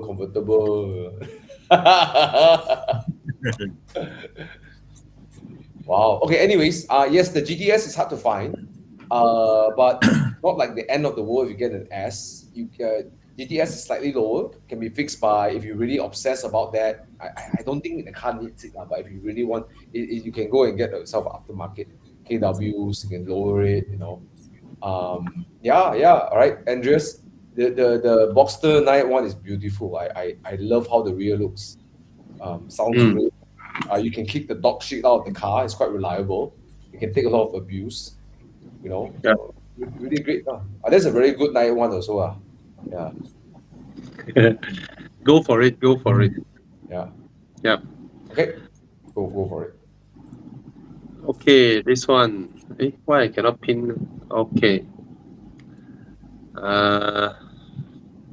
Pineapple apple. So cute. Yeah. I got a pen. I got an apple. Apple pen. Okay. Okay. I don't like the looks of the FK8R. I like the FL5 looks more. But every time I look at FL5 right in person, I feel like it's a Honda Accord. They're long. Yeah. I personally I don't like both. But the FL5, both are too comfortable in my opinion. But FL5 drives better. Both drives very, very good. FL5 is godlike good. But very quickly I found myself slowing back down and just cruising. Even in the FL5. Both car they lost that Type R thing that makes you go gila babi the moment you get up the car. They just make you go crazy. Both of them don't do that anymore. Both of them are like super comfortable, super dailyable. After driving for a while, you're just cruising. So if you can afford FL5, then you go FL5 lah. Right? It has that high tech trickery stuff that Golf also used, but Golf made it very artificial, whereas Honda made it very fluid. You thought it's your skills. You thought it's your skills that make you turn so fast, left, right, winding road, and all that. It's crazy tech lah. It's crazy tech. Yeah. But And very, FL5 very capable. Sorry, Nicholas? The pricing has come down quite a fair bit. FL5. Yeah. Very Oh, competitive. come down to what price now? I think I heard, 320. or I saw 260 also you can get. What? Fuck! Hmm. 260 ah. Second prices really taking a tank. Yeah. But Yeah. It seems to be over. I agree with Bobby. The market overpriced. Maybe because we have an experience with the FD2R, which in my eyes is which is the most epic Type R ever built. The car makes your blood boil, make you sweat, make your heart race. It's not even that fast, right? But you just feel like, and then you look at the FK8R and you expect something like that, right? Because the looks is like, wow, wing here, wing there, right? Guys, look at the price. 220. Are you serious? 220K. Jeez. 220K. Hey, but recently, a lot of car dealers, they play tricks. So I don't mean this car dealer play tricks, but a lot of car dealer advertise the loan value. So you have to, so this is 90% of the car's price. But still, 250 is a lot of car for the money, right?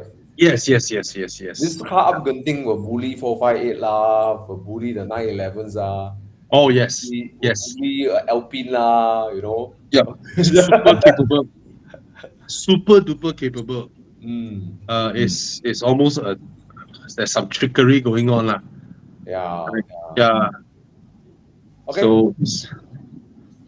So Yeah. Related somewhat question.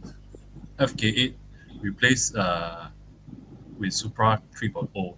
Need advice on it. plan to replace means you already replaced, or you planning to, or you. Oh. Because question some is- people, right? Some people they ask you, right? Actually, they buy already one, no. So, anyways, advice What mean advice? I think You might not be able to drive the Supra as fast as your FK8. Dynamically, right? I think the FK8 or the FL5 would 搅 the Supra. in the hands of a good driver, I think a Supra will be faster, you know. Marginally. No, the Supra is really fast. It's really fast. Just that it doesn't feel great going fast, you know, like especially the rear setup of the suspension, you know. It drops. I I mean, mean, it's a bad choice, but don't get the manual. Don't get the manual. yeah. Yeah. I also agree, right? You know, I feel the Supra match the auto better, you know. But The- even the though it clutch matched for the the auto better, but the holistic car, right, isn't as well set up as the 86. Oh yeah, I love the GR86. Yeah. Best Because GR product. to be able to extract all the performance, right, your suspension needs to work hand in hand with you instead of against you, right? You're right. The Supra is like you have to force the car into where you want to go, right? Whereas the GR, you're like dancing with the car. It's beautiful. Like dancing way. The GR86 is just amazing. wow, it's amazing. The other day you let me drove the 86, right? I'll put out the review by Friday or Saturday. It was raining, like, it was wet, it was pouring, it was like misty. I traction control off, like wet, like full confidence, like no issue at all, you know. Amazing car. Not any part of the drive, right? I felt scared, like, but I was pushing the car, right? It was still asking me to push and push and push. It was so good. Yeah. I love the GR86. Anyways, Sean, advice, I guess you won't have any more rear seats, you feel claustrophobic. And if you are 5'7" like me, you will start to have concussions because you hit your head onto the door when you're entering in and out of the car. So be careful. Yeah. Or you sprain your neck. If you're like Bobby, then you get it won't hit your head, you hit your ears. So Yeah. Okay. Yeah. But both also not very dynamically fun car. I mean, I would like the Supra more lah. Supra more fun lah. Right. I would say you hold off your itch first, Sean. Probably you own your FK for some time already. You hold off your itch first, then you aim for something even more expensive. You know, something that is drastically different and you can extract the power, something like a Boxster or something. Then Boxster is miles better than the Supra. So Supra and Boxster 718 not far price. The prices are not far apart. Yeah, but it's miles better. Yes. The Supra has flaws. Your FK8R, right, is a type of car whereby for what it is flawless, right? Even though I don't like the car, but in terms of engine, suspension, handling, everything, right, it's considered a flawless execution. But the Supra has flaws. And I think if you want a Kaoloi, I think Boxster more cool than Supra. Huh? Yeah. Your future father-in-law will look at you if you. You hold off your itch first, because you come from a very, very capable front-wheel drive car to a sort of middleway rear-wheel drive.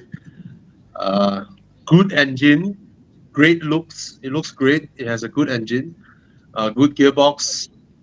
I just felt overall it's not that well honed together to make you wow, amazing. No, you are always the suspension is always at the back of your head when you are trying to drive hard. Yes, yes. Unlike the GR86, it's a flawless execution. The GR86. Fantastic. Oh, Mazda 3 liftback or GR86? no question. No need to ask.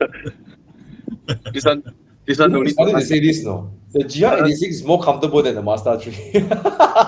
Yes. Yes. It's way more comfortable than the Mazda 3. And Mazda 3 is a rather well handling everyday mass market 4-door Japanese C segment car, whereas the GR86 is one of the best sports cars out there. One of the best sports car. Power put aside, it is one of the best cars to buy out there. The GR86. No fight. Dailyable. Yes, it is dailyable. The car is not noisy, like as compared to many other sports car out there. It's not harsh. It's not noisy. Do you have some noise coming in the cabin? Yes, you hear some tire roar. You'll hear. You need that. You need that to drive well. But it's never at one point like overwhelming for me. It's not like, okay, let's say if Alfa Romeo 4C is here, okay, the GR86, and this is like S-Class, okay, the GR is like here, okay, so it's not like, it's nowhere close to a 4C, okay, so it's extremely dailyable, right, okay? Put it this way, all the GR products you have right now, your Corolla, your Yaris, your 86, your Supra, right? The 86 rides the best. Yeah. It's the best GR product out there, the 86. 100%. And since we're talking about this, Nicholas, what's the favorite part about the GR86? The favorite part, I think the handling is very neutral. It's very livable. It's a very livable car compared to all the GRs that I've tested. Adequate power. NA out of the GR products, NA, I think that makes a big difference. I like it. I don't need all the power. It's enough power. Very pliant, very easy to drive. A lot to learn. Yeah, a car that you can grow up to learn in terms of how to drive it. There's more range of skills in a sense. For me, it's the suspension, the gear ratios. Everything about the car was put together by one person instead of many chefs. Like one person knows what to achieve, and everything worked around it. It really. I mean, at first I tell people, I just buy the old GT86 lah. Yeah, how different can it be? Until I drove it. Walao, it's like it's a great improvement. In terms of the sound, right? Okay, I don't know whether people here remember the story or have been told the story. So there was this time I was at Mazda's facility, their R&D facility. I was there to try out the GVC. So that time they have a fleet of cars with a switch that I can switch on and switch off GVC.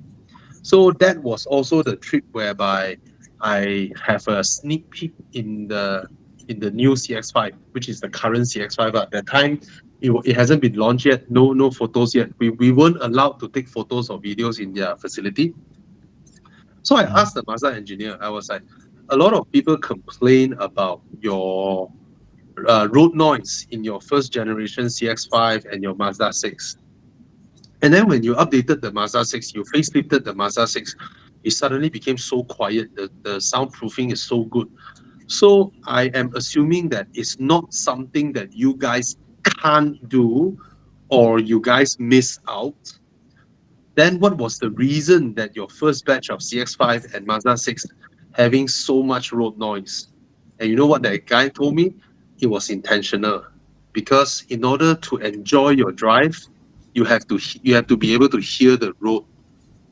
So he told me to do one thing. He said, later you bring the CX-5, the old CX-5 2.5, out to our track and try to follow the 1.5 MX-5. All right. After that, you take the new CX-5, which is also 2.5, to go out on the track to follow the MX-5. You know what's funny? I'm able to follow the 1.5 MX-5 closer in the old CX-5 than the new CX-5. Solely because I can hear my tires, where my grip begin to go, how much I can push more. The initial part where your tires begin to the faint losing of grip, that part, I'm able to hear that, and that communication helped me to know whether I can push more or not, and that was mind-blowing. So sports cars, you should be able to hear more and communicate more with your driving conditions, the road or whatever. So sorry, that's a long story. Oh, it's really cool. I agree, and you know, it's part of the five senses feedback, right? Your ears, you hear, your eyes, you know, they're all very important feedback in the sports car. Thomas, I've driven a car with no road noise, and the body doesn't roll when you corner, and the steering has no feel. Yeah. And I do not know what am I doing. Yeah. Even though it's very, very fast. And that car Yes. is called the S63 Coupe. Yeah. I was driving in Langkawi, right? First of all, the soundproofing is fantastic. Right? It's very comfortable. Steering has absolutely no feel, but you can go sport and then it's heavier. lah. And then they have that magic body control thing, right? You turn left hard, you're supposed to do that, right? But then the car just stays level, and then the seat, of course, the seat they pump the air to hold me up. But it's so weird. You don't dare to drive at all because you can't feel anything.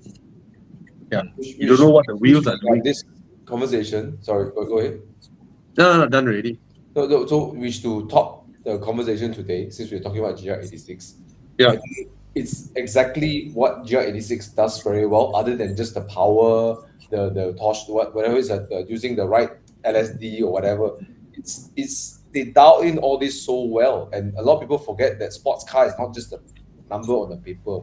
You know, sure, you know, the GR Super will tap out the GR86, the Yaris and Corolla will run circles around it in a straight line or whatever, right? I don't know, but the all these elements, I think, makes a great sports car. You know, yeah. So I think we all describe it pretty well. You know, I call it the 10 out of 10. You know, it's like SPM score all A. You know, things score A. Like nothing. I will go back and say, well, you know, this wasn't as good. Well, that wasn't as good, right? There's nothing in the car I can fault. You know.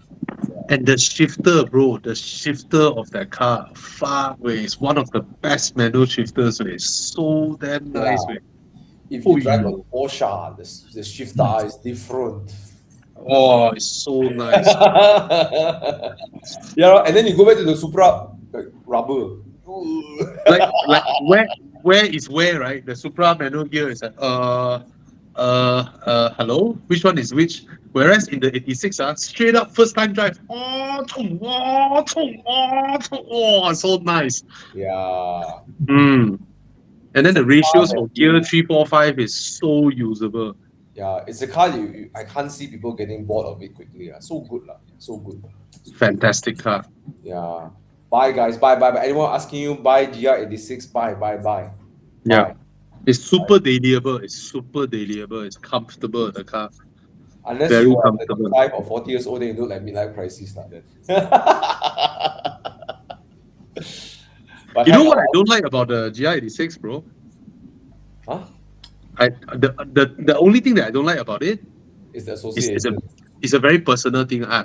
Association is one thing, It's the way it looks. I like the way it looks. It's I not like my type. It's not my type of car. You know, Okay. small sports car. You know, like a racer boy and that. Yes. Yeah, you drive slow. You see a roadblock, also you scared. You know, he will stop you. Tadi bawa cepat. If you drive with your FKR friends, the FKR friends get stopped, then you look like a normal car. Okay. No, you drive slow. I mean, to police is in the same category, GR86, FK8, Mercedes A45, Golf R, Golf GTI, all this is in the same category, You drive slow the whole morning, then the cop stop you. Tadi bawa cepat lah. Mana ada? Jangan tipu. Kena. Better than the police asking like asking for your road tax. You know, there's one police. You know just now that photo, right, bro? Just now that photo. Cosplay. I watched one of your reviews. Then I saw that. I'm like, oh my gosh. Hey, bro, imagine the police stand there. Tadi bawa cepat. Imagine they try their best to say, tada. GT2 RS, GT3 RS, wow, 911. Ayo, 458. McLaren 720. Walao. Hey, I saw these guys on the way back from Genting. I was playing with the 675 LT. Is it a 4470 or 675 LT? Oh, that's not a long tail. No, this one is a 7. Yeah, and the 991.2 GT3 RS. Yeah, I saw them back on the highway. Yeah. Oh well. Tadi bawa cepat. Imagine they try their best to say, tada.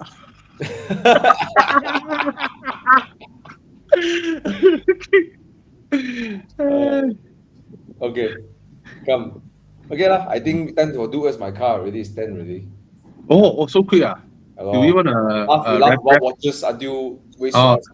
Rapid fire, Ray Worstin, buy. Okay, ES 250, buy. The other is what? 3. Of course, it's an upgrade from Mazda 3. Yeah, 2 kids. Yes, they will love the car, right? Don't touch the 330e. Okay, go with the Lexus. Don't touch the 330e. Go with the Lexus. Will love the rear seats of the Lexus. Yeah. Okay. V90, buy. Fantastic car. Mechanical, nothing much would go wrong. It's mostly the hybrids. Maybe they have some warnings here and there, but overall, Volvo's hybrids are pretty good. B7 RS4. What other questions? Well, a lot of questions that we talk about watch. We were chatting. Yeah, E63 and anything. Mazda 3 liftback. Looking at second-hand Recon. What? Why you want to buy a Recon? Who the hell brings in a Recon Mazda 3 from Japan? Are you Singaporean or Malaysian? I think Malaysian lah. Get local, bro. Get local. Okay. Yeah lah, buy local lah. Okay, the one guy asked the question. Wow, so many questions. Sorry guys. Let's driving Mark 7 Golf R. I plan to let it go. I used to drive GT86 FT2R. Want to ask your opinion? Fun driving machine, 70k cash or 120k loan. So he has a Mark 7 Golf R. What to buy at 120k? Yeah, you can get a Megane if you want to try something different. Yeah. He used to have an 86 and an FT2R. So get Megane, no? Get the Megane, get a cup chassis, right? Get a cup chassis Megane. But he came from Golf R or different driving style, something exciting, no? What else could he buy? The Golf R sapu everyone in power already. Yeah, lor. For the kind of cars he own, for his budget, but cannot get Lotus. Provided you can find a Lotus, 120k loan. MX-5 will be too boring for him, no? Right? No lah, MX-5 boring lah for him. From Gila Babi, Mark 7 Golf R go to Miata is like, hey. But different thing he can own a Golf R and also own a Lotus or an MX-5 a convertible car. He wants to sell it. Yeah. Oh, he planned to let go and then 70k cash or 120k loan. Oh yeah, look the Lotus. But cash. Yeah.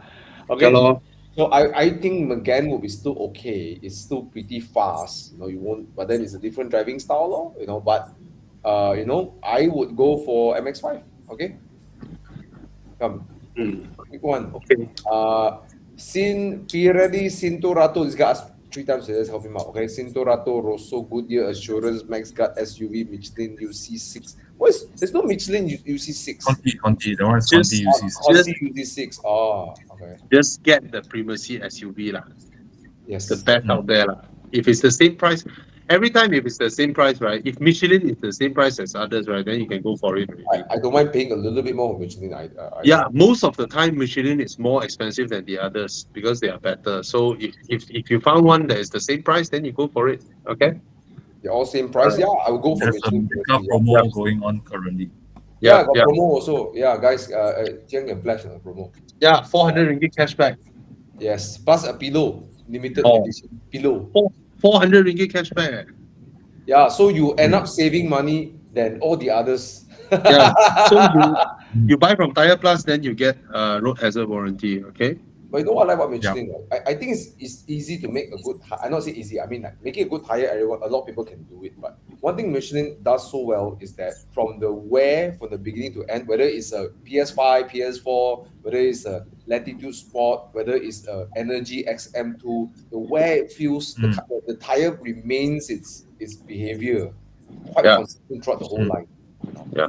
Yeah. That's why Most of the time is because they are more expensive, so making others okay choice, especially when you times 4. But when it's the same price, you don't have to think already lah. Yeah. Okay. Ray asks again. Why my laptop keep doing this? Okay, sorry. Ray keep asking this. Around the same price point, any other good choice? So many. I mean, if you don't want a sedan form, there's so many other choices. No, he's buying new, bro. 2024 M340i. Yeah. So if you don't want a sedan form, there's also other options available. You know, if Like- it's not sedan like sports cars right? You know. But yeah, if it is a sedan, it's the best already at this price point. yes, it's a sedan. You really undisputedly very hard to fight. Yeah. Yeah, nothing is better than it. Hold on. I might have a suggestion that you both, or rather Bobby, would like a lot. Let me check. Okay. M5. No. I was looking at the RS4 Avant 2.9, but the price point different. The cheapest also used is 418. So Yeah, different price point lah, bro. I had a dream last night, bro. I was driving a green Sonoda green RS4 Avant. And then It's a sign. And then It's a sign for you to smiling get at your me. first Audi. Bobby's smiling at me like I'm some hot girl at the bar.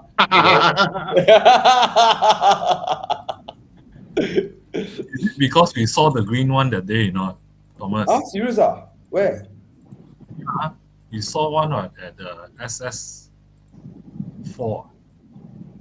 That's 4. It's a good. It's my favorite RS4. It's so good looking. I love this gen. Yeah, it's nice. And the 2.9 engine is wonderful, bro. The 2.9. It's a Nah, nice this car. is a proper daily, bro. I remember driving the S4 was okay on the highway, so nice lah. Then when you go to the British B roads, it's like the 5 Series touring tapao me, you know. No, because that time your skill is shit. Bro. You know how Audis are, right, in B roads, right? I know. Bro, I was tapao by a 520D wave, the 520D touring. Okay. He will not be able to tapao me if I'm driving the S4 because I know how Audis drive. Because you are so used to cars that work with you flow. The moment they fight with you, you feel scared, you lift off. Yeah, you scared one. But One. Then the steering, Audis being Audis, you have quattro. You fucking floor the fella, and then the car will transfer all the power to the outer wheels and you will turn. Even though it feels all the time the car is reluctant in doing so, it will do it. That's the difference. Oh, I know I will never get the Sonoda green Audi. I'd rather Golf R way. Yeah, it will do it even though the feedback you get is the car scolding you. What the fuck, bro? Like that. Yeah. Okay. Achtung. Okay. 528i LCI buy It's okay. No, not a lot of electronic problem. Merc 211 versus BMW E60. Buy the E60. Okay, Yeah. let's go into Dude. Where's my car? Yay! Oh, Came back just in time. Davis, I drive an A car also. See, I got A. Not for long. Not for long. Huh? You say? Oh. Okay. Guys, please scan the code and join us in Dude. Where's my car? Dude, where's my car? Yeah. Since while we're Join waiting us. for Do Where's My Car, fun fact, you know where Do My Car came from? Thomas, No, okay, actually I created it in the Top Show format. Last time we have a thing called Top Gear, right? But anyways, it's because me and my friend used to go, Asia Cafe, bro. You guys Oh, know yeah. Asia Cafes, Yes. right? So we used to go there and play computer games till like midnight. I got a friend that looks a bit like Nicholas Wen. The way he talk long hair brew like that one smoking, the pattern similar one. Then his mom's car was a NASA Citra. So we parked the car on the outside lane, the SS14, 15, right? The outside lane facing towards the highway one. We parked the car there and then we went to play until like 4 in the morning. Then when he came out, right, his car missing, bro. His car was missing. Then he said, "Dude, where's my car?" His car got stolen. Which pathetic thief will steal a NASA Citra? I tell you why. They found the car later after a few months. One month plus, right?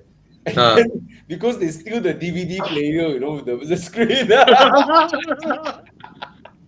This car, right, is one of those absolute shit cars. This is the era, right, where Malaysians don't even we see Korean cars as a joke, We see Proton as better than Korean cars. This was the era. Like they are exactly like Chinese cars like 10, 15 years ago. Yeah, it's like they don't know how to design cars. They just chincai sit there and try to figure out something The suspension by lunchtime to submit to their boss. Look at the interior. Oh my god! Look at the interior. And it's like the way the steering move, right? You drive like a bus one way. You can imagine the designer, the Korean designer, is like, bro, after this line on the dashboard, where should the line go? Maybe continue down, then draw a slight triangle like diamond like that, and then go back up. Wow. It's like, oh my god, they don't know where to end the pen, It's that kind of era. Horrible.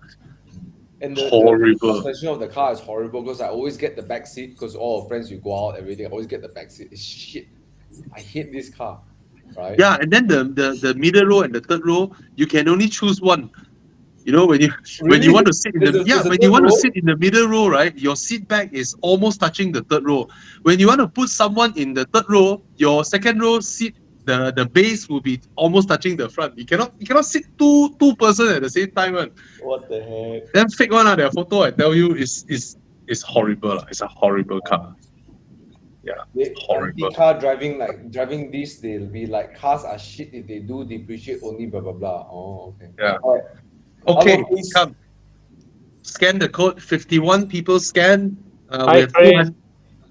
We have 219 people here. You can see from my reflection, 219 people here, and only 51 scan the code. All right, it's in reverse, the numbers. Okay. Scan the code, guys. Scan. Lie. Still 51. That's weird. Hey, Chris B is here. Chris! Hi, Chris! Hi, Chris!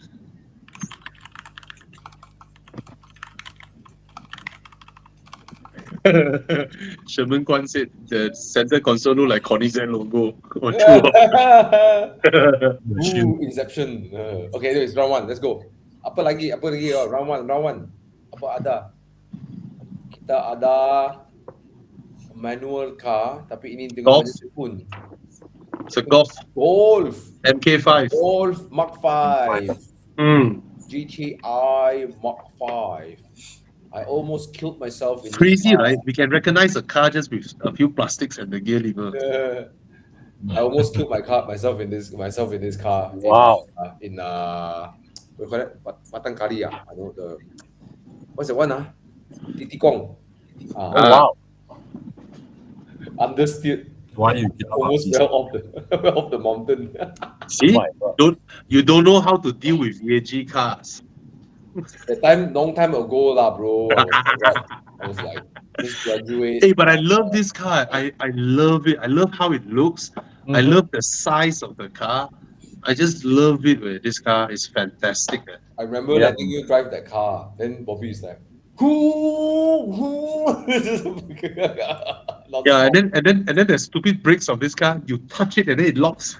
Yeah. Yeah, this era VAG brakes are damn over servo one. Yeah, over servo brakes. Yeah, but it's such a great car, right? Because great car. It's a great car. it has the multi-link rear, but then it didn't felt boring, right? It didn't feel boring like it was the time where it's competent and still fun, right? Then the Mark 7 became more competent and fun, you know. Yeah. It's a very nice car. Yes. All right, what's next? Oh, wow, this one. Oh, the quirky This one- man. Oh, this one I like. Fuck, just because of the boot, the boot, I love it. Wow, Man. but this car, the condition, this car has. My But I God, what, fucking hate the interior. The interior of this car is so ugly. The R26 Megane. Well, the Megane isn't a good-looking car to start with. It's just No, I mean exterior. I like it. The exterior is very interesting. Okay. I am- don't think the Megane is good-looking.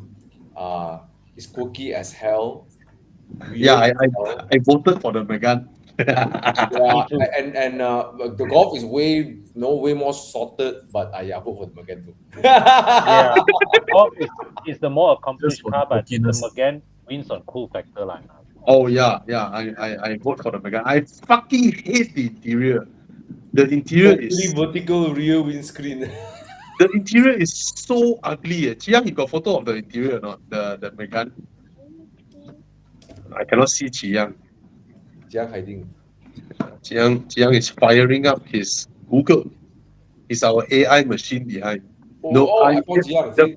First Jiang row, here. fourth one. The first row, fourth one. Yes. Wow, fucking ugly way. This interior. Barbie betul. Look at the steering wheel.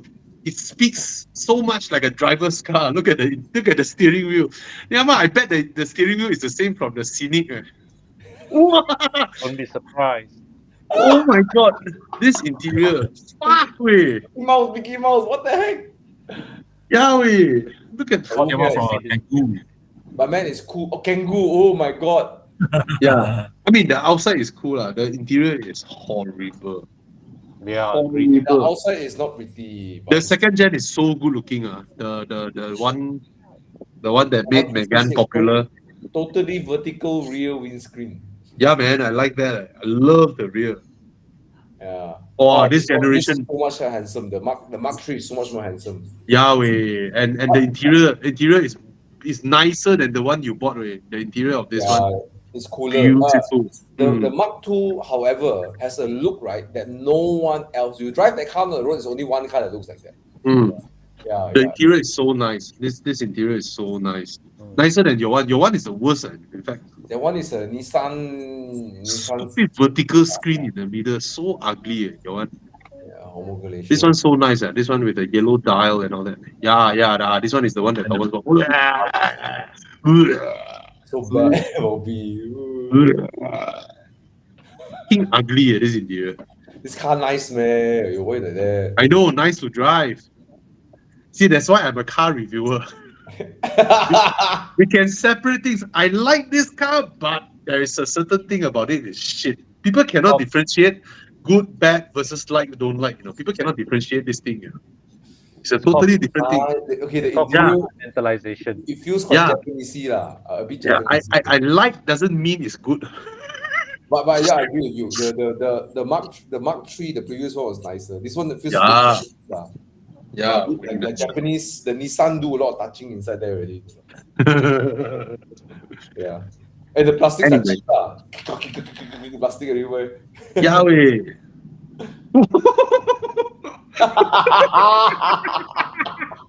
That's so ugly. He said, no, he said, I have a driver's car. Show me the interior. You're lying. This is an MPV interior. It's like, oh my God. Okay, McGann loses, but still. Con, do you vote McGann? Yep. I think Nicholas also McGann. Same. Oh, Oh, Again, it's interesting. much Very higher. interesting. Chris, Yeah. what's your vote? Chris, which one you vote? No, the Golf is the one to go for. La. Yeah. The Golf better. La. Yeah, Golf is a round fantastic two. car. It's a much better car than the Megane. Round two, come. Okay. So my card I to was put your wondering money what on. Christy voted. Let's see if Christy. So, guys, the reason that Xiyang picked these cars meticulously is because these are the kind of cars that you can buy with not a lot of money, but they are all enduroable. You can join Evo Enduro with these cars. All right? Yeah. 60 over grand, you can join Enduro. Yeah. Ooh. So Christy votes for golf. Yeah. Yep, of course, it's not biased at all. He vote for golf.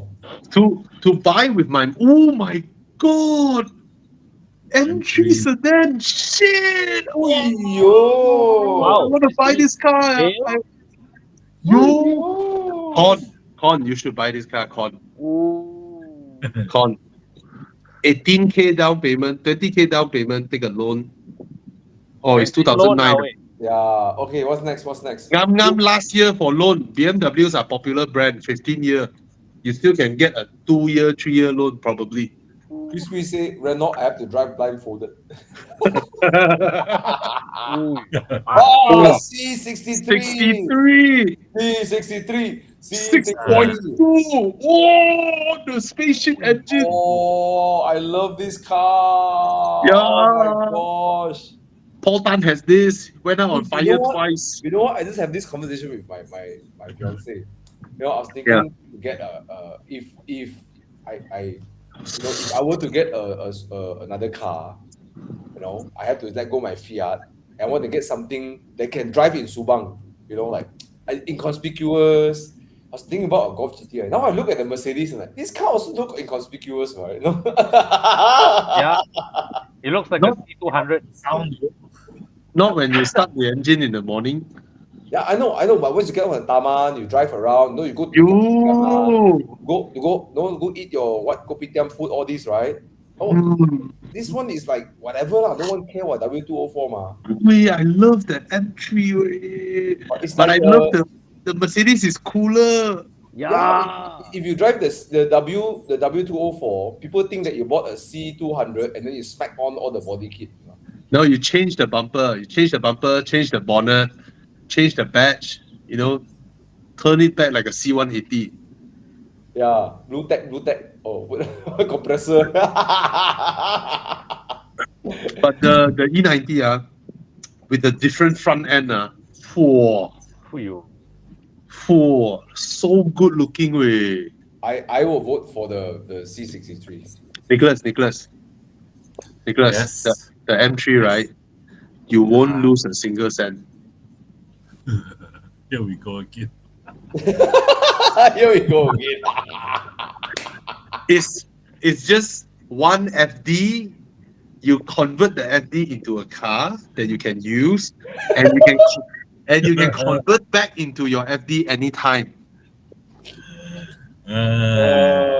Bro, look at this 4-liter V8 M3 with a different front end, 4-door, and then the sound of the car. Oh, yo. But then the C63 has the 6.2 liter V8. Yeah.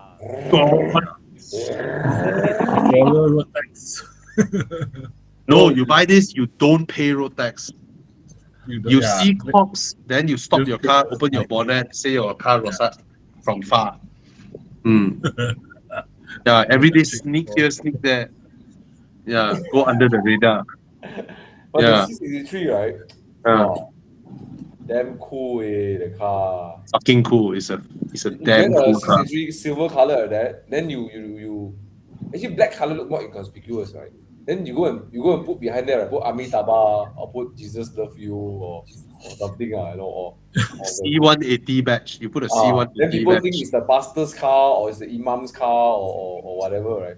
Yo, very hard to choose. This one. Mm. I would Jiang. go for the W204. Yes. Which one would you pick, Jiang? Must. Yes. Damn cool, yes. right? Crispy also. EAMK for me. Alright. Poor thing, Audi RS4. Hello, guys. You forgot me, guys. Hey,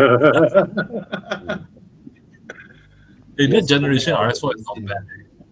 Yes, this generation RS4 is damn nice. The Wait. FSI, Yeah. right? 4.2. Yes. The B7. It has the same engine as the RS8, Mm. right? The R8, right? Yeah, and it's worth more money than these guys. Yeah. Yeah, it's more expensive than these guys. I guess the RS4 has more cool factor with the Avant, Yeah. Mm. Fuyo. That But it's is- slower than these two, man. These two is faster way. Yeah. Okay, come. I think everyone vote Raycon AMG also. Wow, this one I also scratch head. Yeah. No, Thomas, this era, right? Acceleration, the RS4 is faster Mm. Oh. So because it has four-wheel drive. Oh. So W204. Yeah, lah. It's difficult to argue against a 6.2. Nick. Even as a Yeah. somebody who would favor a BMW. Yeah, I picked the C63. Yeah. Thomas, you voted for which one? C63 lah. I can get the Michelin vouchers because that's the one will draw a lot of black lines, so I need to replace my rear tires often. You know which one I voted for? Thomas, you guess which one I voted? Huh? You see, you voted the M3 lor. You know why I voted the M3? Why? I already got a 6-liter car.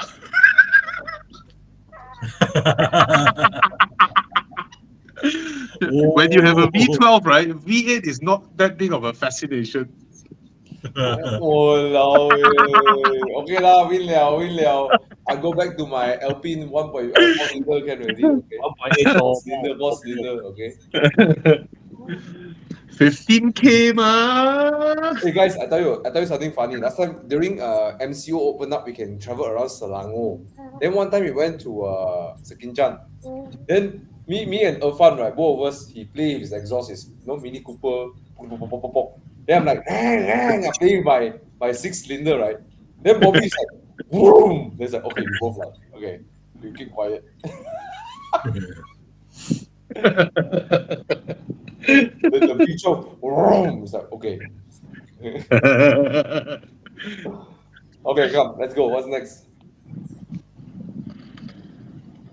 Let's see the result. What's the result? Who wins? C63. Wow. Oh, 63 win. no. Okay, come, let's go. Deservingly so lah. Deservingly so. Hey Chris, next week join us lah, Chris. We miss It's a you. Porsche. Yes. Hey, why the Porsche. steering wheel? That one, the steering wheel. Oh my god. The steering wheel. Oh my god, it's a 981 steering wheel. Oh my god. I cannot unsee this. Oh, what is this? No, not just that. Look back at the steering wheel. The rim of the steering wheel doesn't come from Porsche. Huh? The Porsche where got like that one? So fat one, man. Porsche steering wheel where got so fat one? Yeah, it's normal lah. You sure? Porsche steering wheel? No, the rim. I mean the rim of the steering wheel. Oh, the inside there, the metallic thing. Oh, yeah. I'm No, not sure. no. The rim, the outer circle. Oh, that Porsche one steering wheel. That one people Yeah. can mod one. Yeah, now mix and match one, ma. They all Yeah. Can Wow. mod one. horrible. Okay, anyways. Porsche steering wheel is not so fat one. Porsche is thinner one. Yeah, but That's true. Yeah, my Spider one, yeah, quite thin. Yeah. Yeah, Porsche is thinner one, not so fat one. Oh my god, 220,000. Dude, would you rather get this or get a Boxster 91? Uh, I will get this now. Really? For the same money, I'll get it. Anyways, okay. I digress. Okay, come, let's go. Buy this and RWB it. Oh! oh, Oh! Oh, yo, It's a Jaguar. XKR. XKR. This is another car, right? Okay, guys, just to remind you all again, Michelin promo, okay? Okay, continue, come. The XK, right, is another one. I just want to say this. The exterior looks so amazing. Then the interior is like, what went wrong with the interior? I've driven this car. I feel like it's more Grand Tourer than sports car. It's lazy. It is a Grand Tourer. Yeah. But like, some people see it as the XKR, you know, right? I've never voted so fast. I already voted. Yeah. But yes, it is more epic to drive a Jag. If only the interior doesn't look like that. Wow. Wow. Jaguar. You guys have taste. You guys have Which one? taste. More people should drive Jaguars, you know. And the sound that this 5-liter V8 makes, the Porsche will squirm in fear. Like thunder. And then go like my car. And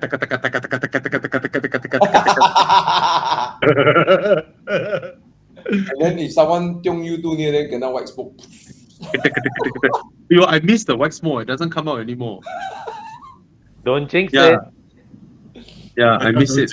Gone. That time I was driving Bobby Go Genting. Then I was behind him. Then suddenly, white smoke came out, after the guardhouse.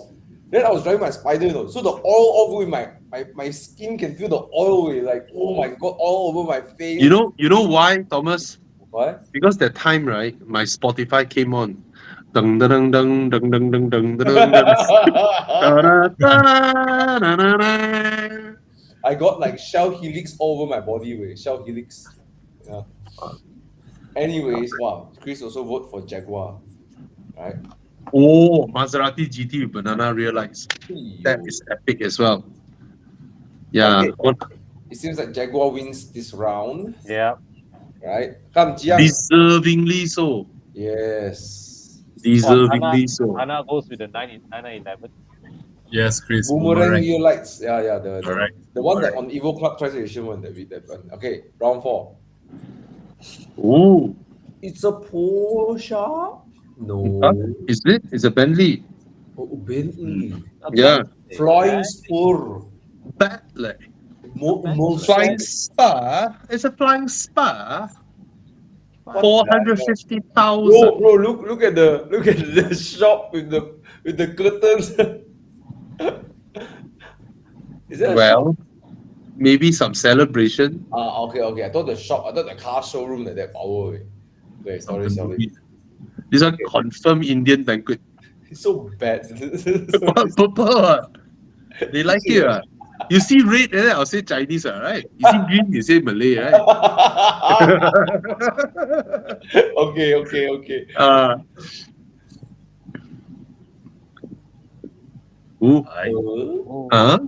F90. MV5 M5. Will we see 100% versus 0 on vote? First time, will we see that? Will we see 100% versus 0? Someone will go and vote the Bentley for sure. Won't be 100%. I'm curious to see this. Who? Guys, vote for Flying Spur. Oh no! First time ever. There's no challenge. Jiang will record this way. He will turn this into a reel. First time.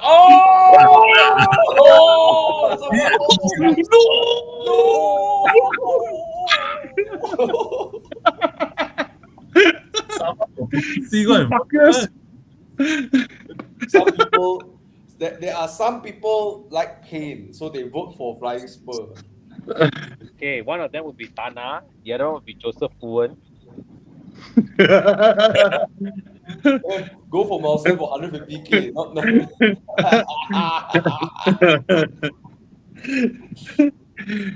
You know, I posted the Mozan, right? I said, guys, go print screen this and then sue the dealer when he refused to sell it to you at 150K. Then someone really go and call I say this one most likely is the down payment for the car. The car should be 1.5 million. So someone really go and call the dealer. The dealer 150K. I know otherwise down payment. Busan. Yeah. So I don't know whether I've told people about a story about a Bentley whereby the Dato refused to collect his car because his bill is more expensive than his car. His car is like should be used, should be worth 300,000-400,000 or so, but the bill is higher. Can you imagine that, guys? Just imagine that. You know, I can you imagine this, Thomas? Like you send your car to workshop, right?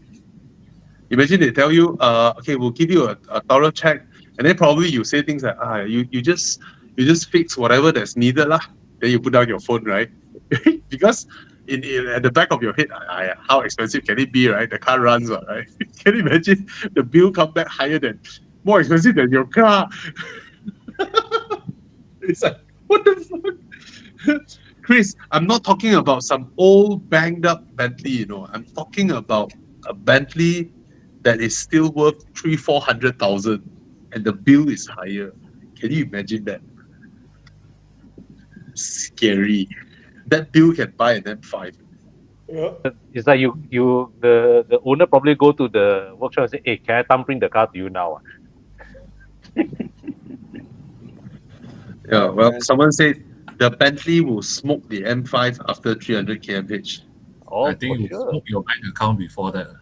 Yeah, which means likely never lah. Yeah, 150K. Yeah, right. Hey, Mozan is a different beast. Mozan is not your regular Continental. Yeah, Mozan is proper Rolls Royce level. But it's such a cool car, right? I love the coolest is Brooklands. Brooklands, yeah, the suicide Bentley doors, Brooklands. the suicide And doors. yeah. No. The long Chiang, you show a Bentley Brookland. Oh, proper shit way. Muda got man Brookland. I don't believe. Got one for sale last time. Oh yo, Brooklands. Yes. Consign cars there got one. Yeah. You click and see Bentley Brooklands. Oh, this is right? this one proper. This one you have to see the side profile. The side profile is. Oh, look at it, bro! Two-door car. Go to the rear panel, the rear third quarter panel. Wow, look at that, sexy like shit. Yeah, the side profile of this car is just gorgeous. Can you imagine you rock up at a 5-star hotel, Four Seasons. Yeah. And then you park in front there. Wow. Oh, the Brooklyn, the presence of this car is just amazing. Yeah, lor. Yeah. Oh, look at the flying bee. Oh, yo. What's the convertible called? The Brooklands convertible. There's a different name one. This is a proper 4-seater, right? Yeah, and then there's a convertible version, Azure, Bentley Azure. 580,000. Wow. Thomas, Look look at that. That's the Azure. But I don't want for this one. I don't want the convertible. I want the. Yeah. This one, bro. This is so sexy way. This is like sexy level 9.5 out of 10. Yeah, man. And then you can drop the rear quarter windows down fully. Yeah. And then it looks superb. This car looks superb, way. This one, you got Avantador. They will move the Avantador for this car. Yeah. Fuck off, Avantador. Fuck off. This one is proper. Oh, Brooklands. This is my dream Bentley. If I'm buying a Bentley, this is the one. Damn cool, this car. Look at the lines, bro. It's a W12, right? This one. No. 6.75. No Volkswagen bullshit. This one is Bentley 6.75 liter V8. Proper Bentley engine. The old Rolls-Royce Bentley engine. So for those who do not know, before Volkswagen buy over Bentley Bentley is the performance division of Rolls-Royce. So they look exactly the same as Rolls-Royce, except the fact that they can corner. Rolls-Royce cannot corner. All right. Have I told you guys about the story where Volkswagen thought they have purchased Rolls-Royce and Bentley, and then Manatao Rolls-Royce screwed them up? Do you know that, Thomas? No. So that time Rolls-Royce wanted to sell their car division. So Mercedes was fighting for it, BMW fighting for it, and Volkswagen Group fighting for it. All three of them fighting. So this is the pre-internet era lah. So billion is a very rare word to be heard of lah. So that time, Volkswagen put out the highest bid, like 770 million, to purchase outright the entire Rolls-Royce plus Bentley plus factory plus everything lah. So Volkswagen won the bid.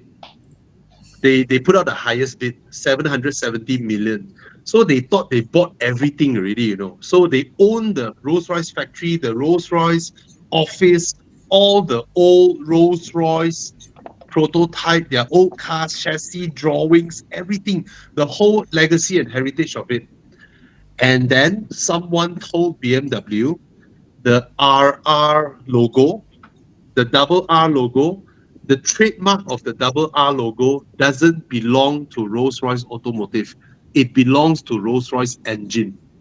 So BMW went to Rolls-Royce Engine and buy the rights to use the logo, basically to rent the logo, to build cars, 70 million. 10 times lower the price. And Rolls-Royce Engine let BMW take the rights to build Rolls-Royce cars. So the current Rolls-Royce cars was built from scratch. Absolutely nothing. All the old Rolls-Royce invention, prototype, everything is with Volkswagen now. Yeah. It's like, what the heck? Ini macam pun boleh. Anyway, so yeah. Is that the last car, Chia? Yes, it is. Oh, okay. So that- kena con lor. Volkswagen kena con lah.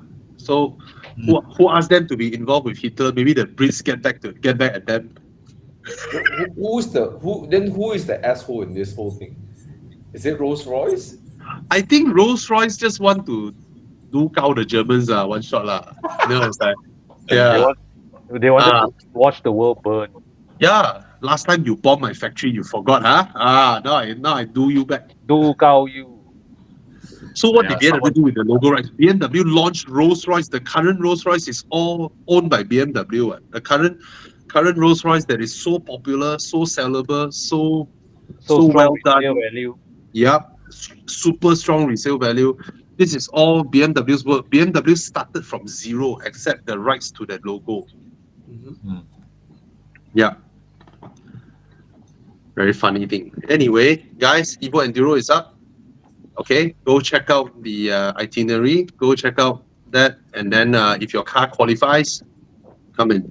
Chiang, do we still maintain the page whereby we put the qualification, car type, and all that on the page? We do. Okay. So you look up the web page. Oh, it's a separate page. Separate page. Is there a link back to the main page, the itinerary page? Yes. Jordan, no. Volkswagen buy everything. They thought they bought everything, including the factory and crew, everything. Every old Rolls-Royce prototype, everything is owned by Volkswagen. Just that they didn't realize they did not buy. The due diligence wasn't thorough enough in ensuring they have the rights to the logo. Yeah, by right they can sue one, but it's just that they prefer to settle it, and then they focus on Bentley. Yeah. All right.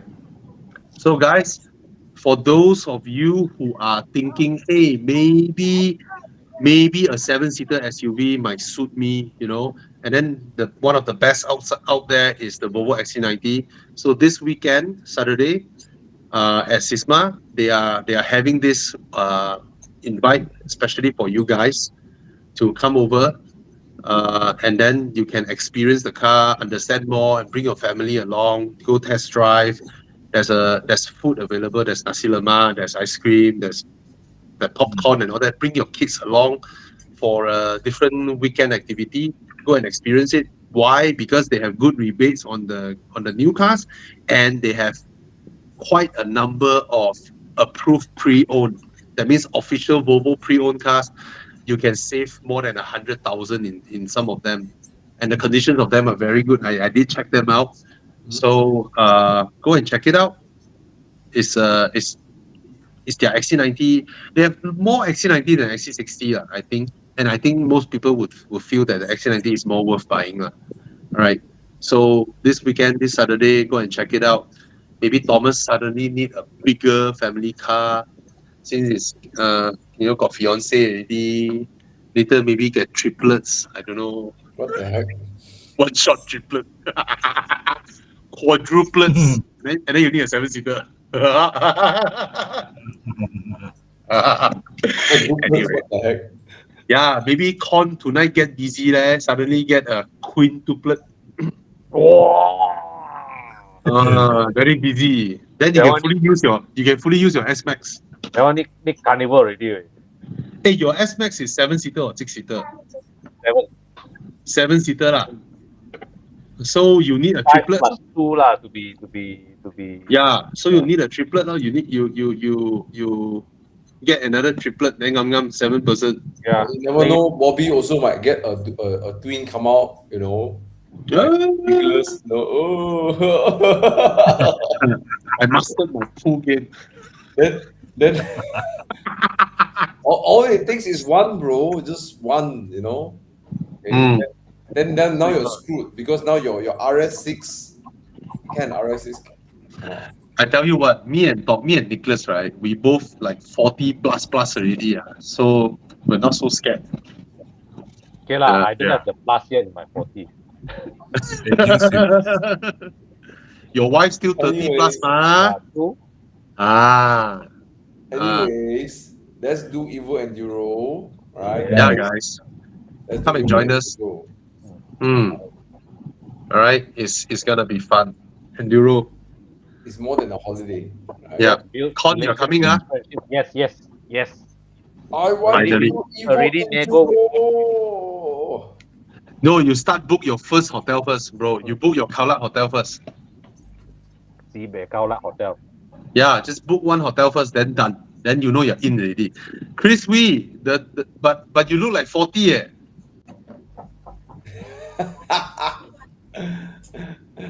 Yeah. Yes, Sherman Kwan, the W engine came out from Volkswagen's genius guy, Ferdinand Piëch. Also the guy in charge when Quattro was invented. Yeah. Okay. Wow, Chris Wee coming. Nice. Yay. With his E60, I hope. So this year, NA Fest. Oh, yeah. Yeah. I bring my Oh, my Aston sounds so good now. Nice. I don't want to drive with Bobby because my Spider will have no sound. Hey. Nick, I cannot tell this is Liam or This is Liam. Yeah, Nicholas is the only one with twins here. Actual twins here. Okay. So guys, search Evo Enduro, go and join Evo Enduro, alright? Okay. Alright, thank you so much, guys. Good night. Bye. Say good night. Thank you, Thomas.